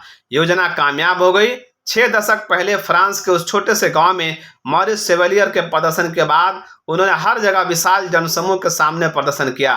बाद में उन्होंने कहा, जीवन में डर के कई पल आए। डॉक्टर ने सही कहा था, कोई गारंटी नहीं, लेकिन मैंने डर के कारण कभी स्टेज छोड़ने का फैसला नहीं किया। और मॉरिस ने आगे कहा, मेरे अनुभव ने मुझे यह सिखाया है कि अगर आप आदर्श पल का इंतजार करते हैं जब सब कुछ सुरक्षित हो तो ध्यान रखें कि यह पल शायद कभी नहीं आएगा। पर्वत शिखर नहीं जीत पाएंगे, दौड़े नहीं जीती जाएंगी और अस्थायी खुशी कभी हासिल नहीं हो पाएगी। और मारिस सेवेलियर ने खुशी हासिल कर ली। उन्होंने कभी जिंदगी का मैदान नहीं छोड़ा। वे नाचते और गाते हुए लाखों लोगों के दिल में जगह बनाते रहे, जो उनसे प्रेम करते थे और उनका सम्मान करते थे। उनकी याद हमेशा कायम रहेगी, क्योंकि वे एक ऐसे इंसान थे जिन्होंने खुद पर विजय पाई थी। उन्होंने हार नहीं मानी, और उन्होंने हार इसलिए नहीं मानी क्योंकि उन्होंने सभी मानवीय समस्याओं में निहित महान सबक सीख लिया। अगर आप ठान लें तो कुछ भी कर सकते हैं। आस्था अजय है। जब सर्वशक्तिमान ईश्वर ने इंसान की रचना की तो उसने उसकी प्रकृति में महानता के अंश भी रख दिया। ये सच है कि इंसान में अच्छाई और बुराई दोनों होती है, लेकिन वो चाहे जितना कमजोर हो, उलझा हो, पराजित हो, फिर भी ये बात तो रहती है, उसके भीतर कोई न कोई ऐसी चीज होती है जो उसे ईश्वर की संतान कहलाने का हकदार बनाती है। चाहे राह में कितनी ही मुश्किल और संकट आए, लेकिन उसमें गरिमा और शक्ति के साथ इन सब से उबरने और शिखर पर पहुंचने की क्षमता होती है। यह बात उस टैक्सी ड्राइवर में थी जो मुझे एक दोपहर को कैनेडी एयरपोर्ट में से शहर तक ले गया। शुरू से ही मुझे वो टैक्सी ड्राइवर पसंद आया। उसने काफी चौड़े मुस्कान से मेरा स्वागत किया। हमने बीच बातों का सिलसिला शुरू हो गया। एक लाल बत्ती पर रुकते उसने मुड़कर पूछा, आपका नाम क्या है? जब मैंने नाम बताया तो वो बोला, मुझे यही लगा था, मैं रेडियो पर आपका भाषण सुनता हूँ, मैं आपकी आवाज पहचान गया था। फिर उसने आगे कहा, मुझे आपसे मिलकर खुशी भी। अजीब बात है कि आप इस समय मेरी गाड़ी में बैठे। उसने मुंह से शब्द धीरे धीरे और कोशिश के बाद निकल रहे थे। देखिए, मेरी पत्नी की मृत्यु हो गई है। अंत्येष्टि कल हुई थी। हम लोगों की शादी को लगभग 30 साल हो गए थे। उससे मशहूर मधुर स्वभाव वाली महिला मैंने जिंदगी में नहीं देखी। वो तो देवदूत थी। उसमें सिर्फ अच्छाई थी। वो सबसे प्यार करती थी और सब उससे प्यार करते थे। वो इन वर्षों में मेरे लिए इतनी अच्छी थी, मैं उसके बिना जीने की कल्पना नहीं कर सकता। मैंने बेहद नरमी से कहा, मुझे लगता है ये अब भी तुम्हारे साथ है। वो हमेशा तुम्हारे बारे में सोचती रहेगी। वो हमेशा आत्मा में तुम्हारे साथ रहेगी। तुम्हें उसके प्रेम महसूस करने से राहत मिलेगी। धन्यवाद, उसने भावनात्मक जोश से कहा। वो बहुत बढ़िया थी, काश आप उससे मिले होते। एक पल के लिए खामोश रहने के बाद वो दोबारा बोलने लगा, जिंदगी मुश्किलों से भरी है ना? मेरे 5 बच्चे हैं, उनमें से 4 बहुत अच्छे हैं, लेकिन एक बहुत बड़ी समस्या बन चुका है। वो नशा करने लगा है और बुरी संगत में रहने लगा है। वो नफरत और ओछेपन से भरा है। मैं उसके बारे में बहुत चिंतित हूँ। उसके साथ कुछ कर नहीं पा रहा हूँ। इससे उसकी बेचारी माँ का दिल टूट गया। अब मुझे इस बच्चे का माता पिता दोनों बनना है। वे सहानुभूति की बातें कहने लगा, लेकिन उसने बीच में कहा, मैं जानता हूँ आप क्या कहेंगे। और उसने मुझे आश्वासन दिया, ईश्वर की मदद से मैं इस समस्या से निपट सकता हूँ। मेरे बारे में चिंता ना करें, मैं ठीक हूँ।